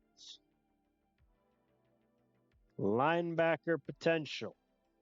Talk to me. It's looking good. Cody O'Connor sucks, which is a shame because I'm ahead on him. Maybe I'll keep him. Who knows? All right, so JUCO guys. Do I want to fight for the 5 star? You, sir, are a defensive lineman. I need one of those. Yeah, I mean, he's a D lineman. And he weighs 278 pounds, so he will not take the weight penalty. So he's a D lineman for all intents and purposes. Bartlett does not have the athleticism. Tackling isn't great, can't cover. I mean, if I move him to D line, he's not going to have the strength. He can't tackle that well. I think I'm out. Bowen, oh dear God. I mean, that's just a fun profile. But again, he's not very athletic, can't shed a block. Kansas State has 93 interest. I'm good. Barron is pretty well rounded. He has B plus potential, but I'm really behind. And Maryland has 91 interest. No. O'Connor, I guess I'll keep around. All these linebackers want to go to Maryland. And all Tucker can do is tackle. I'm good. All right. Did I learn corner and safety potential? I did. And it's kind of depressing. Clayton Lewis wants to schedule a visit already.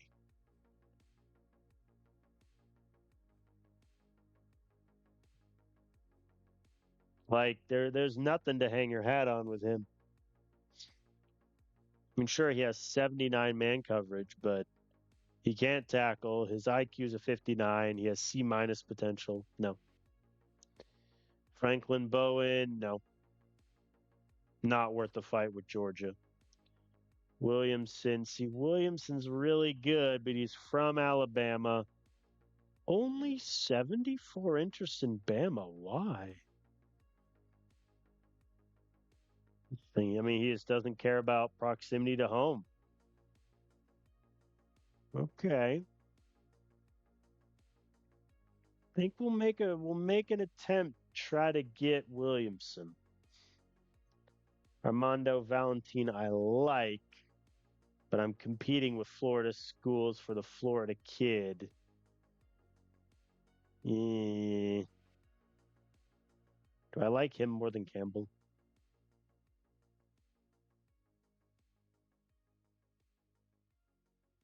Not really. No. All right, those are the two corners then. I'll let Campbell attend camp just to get the points. And also, oh, yeah, I knew Campbell was moving to corner. Yeah, yeah, yeah. Okay. I need to make that note because I will forget. Campbell to corner. Okay. So my target list is now at 22, 7 of which are D linemen. So let's take a look at that D line group. Um, I'll burn a scout for these two. No. A minus potential, you say? I can live with that. All right. And then I'll have the rest tend camp. 1,500 points behind. Never mind. I didn't notice how far behind I was. Of course, I'm 900 points behind on the A minus potential kid, but got a little decent interest in me. I like Austin Stone.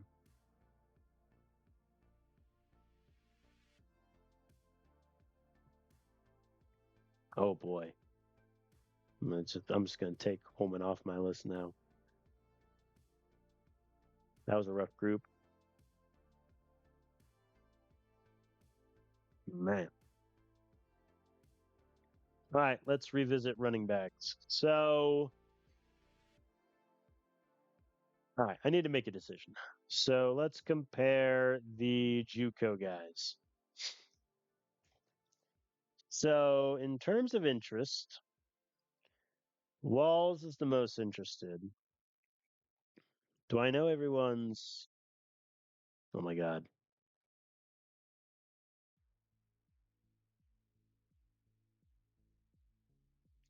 All right. So Walls, he's really quick.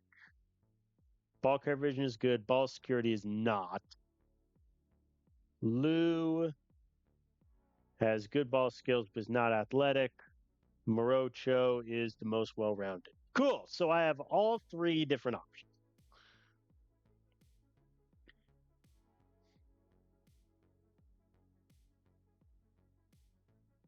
I think Walls,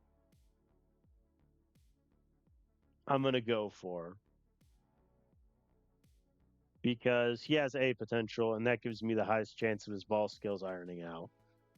I would like to go for two JUCO guys, especially if, like, I lose DeAndre to graduation and none of my other running backs do well this year, then I'm in deep trouble. So, Liu or Morocho?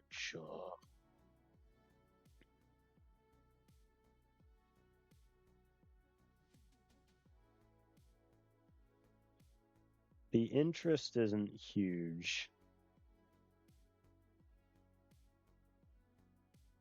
I think it's Morocho. I mean, my issue with Liu is if his athleticism doesn't improve that much, his ball skills aren't that great where they can make up the difference. But with Morocho, at least, he's slightly more well rounded. So I think those are the two JUCO guys I go for, which then begs the question of are either of the high school guys worth it? Is Anthony Wright worth it as a 5 star? His ball skills are really good, but do I have the juice to go up against Kansas State? I think the answer is no. And I'm going for two JUCO guys, so I think I'm out. Wells, I'll go for. I mean, he's obviously going to redshirt. I don't know what his ball skills really are yet, so I think that kind of fixes that issue. Looking at O line, I mean, I'm pretty much just banking on the potential at this point, which isn't, get me wrong, it's not the worst thing in the world, but none of these guys are top, you know, good O linemen.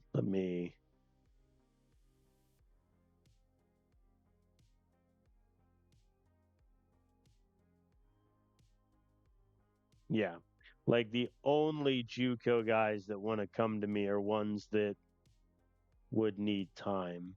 And then Harmon, who's already on my list. Oh, right. I was just looking at I had the high school filter on. But I mean Harmon's not playing year one. The only way he plays year one is essentially if one of his blocking and his strength goes up by like 10, which is unlikely to happen. Yeah, so O line, I think we're gonna have to dip pretty heavy in the transfer portal, which I mean is fine. I did just get three O linemen in the transfer portal, so it's not like that would be unusual. Let me send everyone to camp that I can.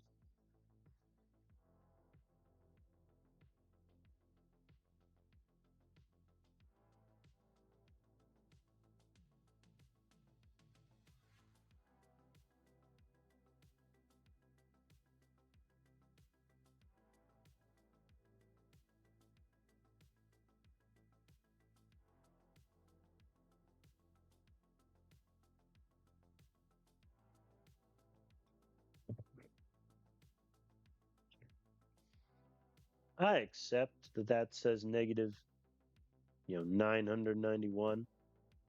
I'm still going to go for him on principle. I feel like I shouldn't, but who knows? I'm going for the shotgun approach with O line recruits this year. It's like if I go for three high potential guys,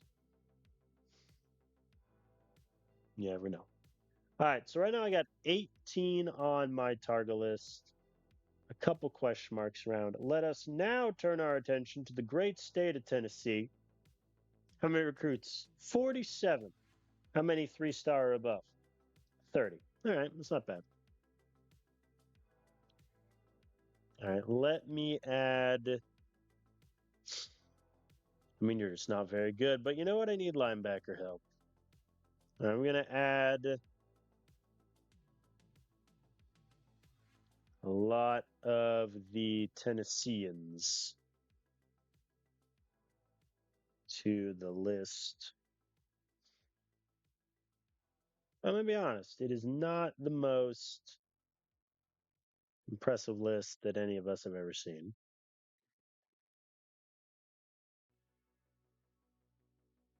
Hmm. How many wide receivers do I already have? Three? Yeah. I'll add McCrary, but 69 speed. This particular instance, not in fact nice.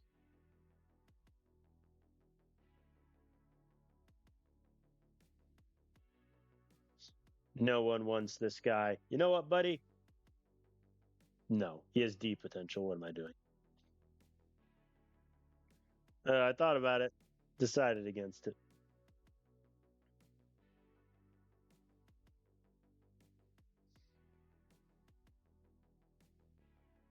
The Tennessee crop is not good. Hilariously, there is a QB with A plus potential that, would be a good option, but he wants to be a star, which is the sole reason why I'm not going for him. Even in my current QB situation, A plus potential is A plus potential. All right. Is there anyone I know has A potential that's not already on my list? Answer: no. Fair. Firm, but fair. All right. And I've done all the pitches I can. Oh yeah, these guys.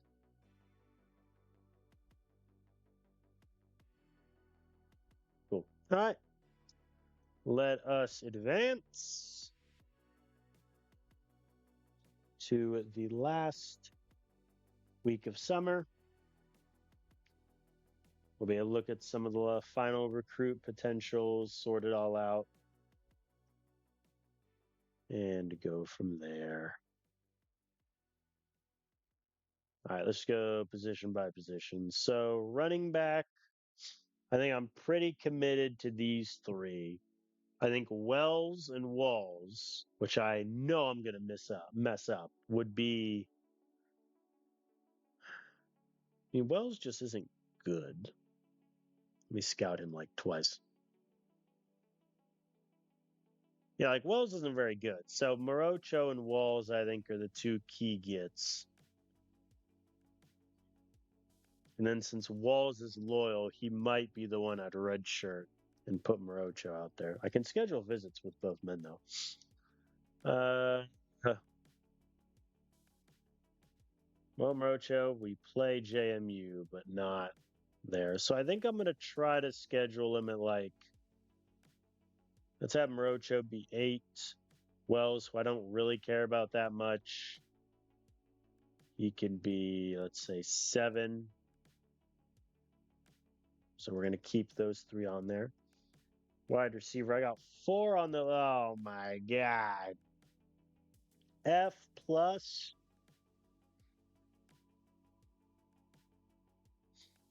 Like, no other school is going for him. So he would be an automatic commit. But it's an F plus. This is how I ended up in the current problem I have, where like Joe Ritzer, Carter Fry, and Hudson Adair are just sitting there because their potential was so bad they barely moved. And you know what the definition of insanity is, folks? Same thing, expecting a different result. Caden Watkins, I will bring you to the promised land.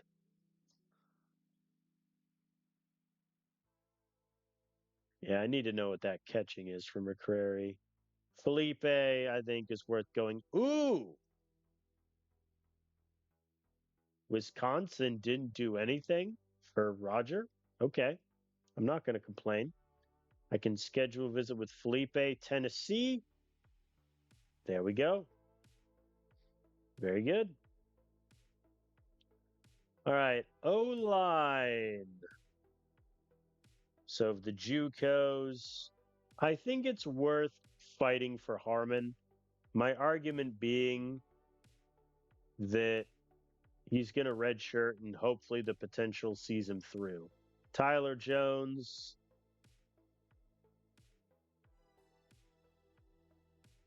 he's not going to get better. I know I'm ahead on, I think that was Missouri State, but that's not worth it. Is it worth it to try to chase from 932 back for Jeremy Roy? Sure, why not? Send him to camp. Richie, I'll go for. He has A plus potential. Like sometimes it just is that simple. Roman Harmony, he's loyal, and I like the idea of sniping a Louisville kid from Louisville.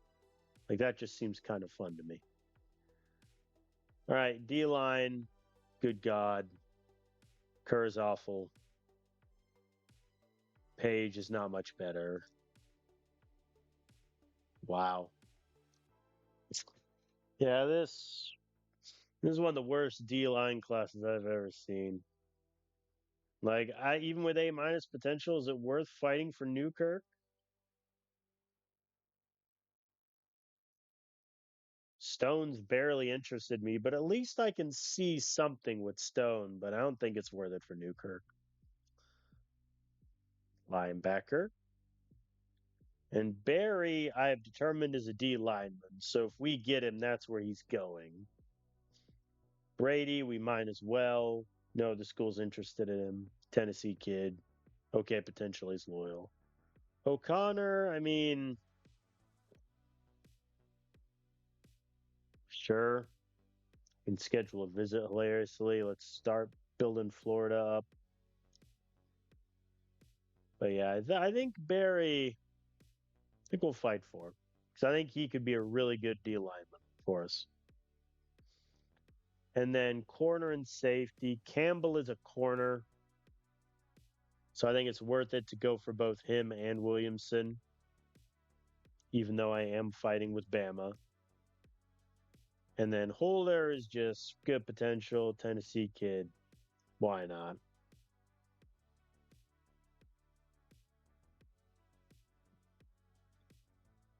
So what's my list at? 18. That is pretty low. I think off stream I'll look around some more and try to find some guys, but it's not looking like the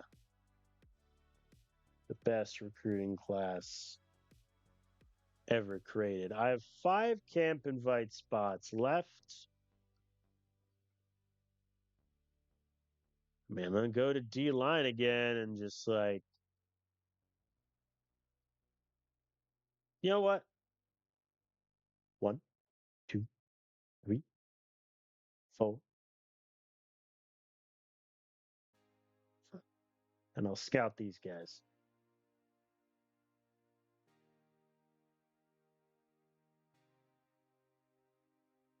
I'm just gonna send those 5 D linemen to camp.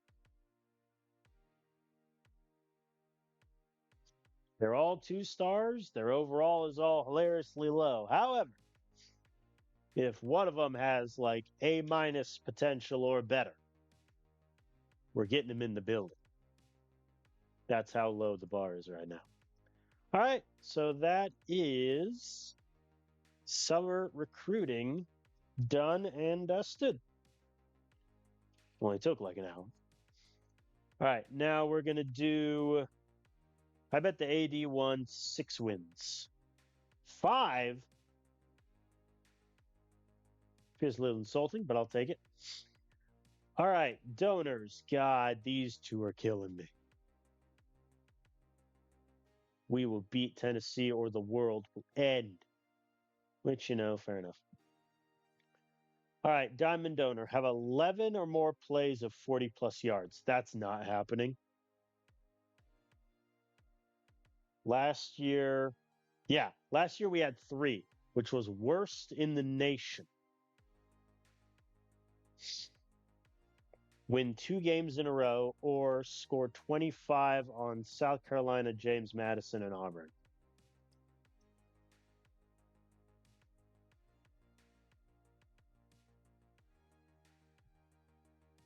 So we scored 25 points per game last year. 1, 2, 3, 4, 5 times. I'm a little worried about us doing that in those circumstances. So I think I'll negotiate that to win 2 games in a row. I don't want to have to promise all conference honors because DeAndre Shorter is not the running back that's going to get that. Edward Blake beat Bama, Georgia, or A&M. I'll keep that. We've beaten Georgia before.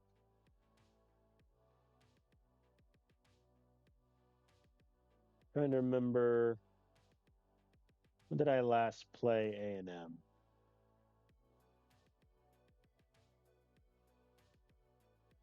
Well, I haven't played A&M in a minute.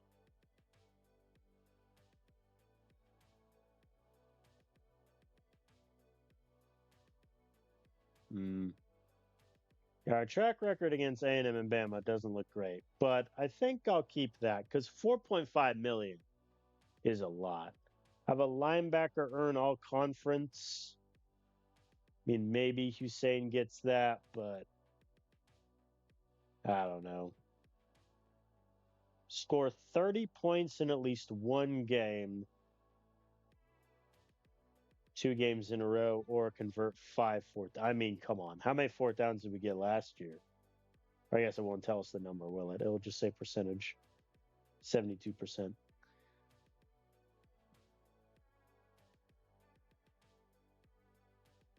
mean, they're both the same number. So, for consistency's sake, I'll change it to win 2 games in a row. That way, all we have to do with this schedule is get 2 wins back to back. Good God, look at all the ranked teams. Maybe I shouldn't make that the move. Oh my God. If we don't go 3-0 against Mizzou, South Carolina, and Memphis, we are in so much trouble. Like, you want to talk about a murderer's row. Look at that, folks. 11 JMU, 23 Arkansas, 18 Tennessee, 20 Florida, 1 Bama, 4 A&M, 15 Auburn, 5 Georgia. Neat. Can I get a neat? All right, so that's the donor goals. So Diamond win 2 games in a row gets me 1.3 million. Gold beating Bama, Georgia, or A&M gets me 4.5. Very generous from the gold donor. Second gold 1.1 win 2 games in a row. Silver 3.75 beat Tennessee. Bronze 3 million beat Tennessee. So I mean, hey, if we beat, let's say, Arkansas and Tennessee, that satisfies 4 of the 5 donor goals and gets me like nearly $9 million right there. There we go. But I can see why the AD said, hey, 5 games, that's enough, buddy. Oh boy. Anybody else? Suddenly worried. Look at all those player promises. Thankfully, my integrity is a brisk 100, so it doesn't matter. All right, last thing we'll do before I will end this episode. Let's look at those D linemen, the 2 stars. Bad news, folks. They all suck. All right.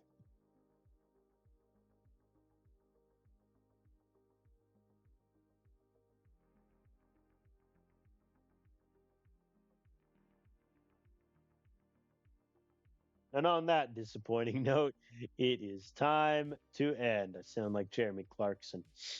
All right. So thank you all for watching. Again, appreciate everyone for the longer than expected break. But fortunately, everyone in the household starting to get better. So hopefully, I can be back to scheduled programming episode wise. Um, Definitely have at least one more episode of this series up this week. What I may do if I'm feeling ambitious is stream one series in the morning, another in the afternoon, and then just stagger the uploads on YouTube so that, say, a Friday stream is uploaded and Saturday or something like that. But it's an exciting season at Vandy. I am slightly annoyed that we finished ranked, 13th last season and now find ourselves ranked 36. Feels a bit personal, but we will have the opportunity to arrive in the rankings very soon. So I thank you all for watching. Welcome back. I'll see you next time.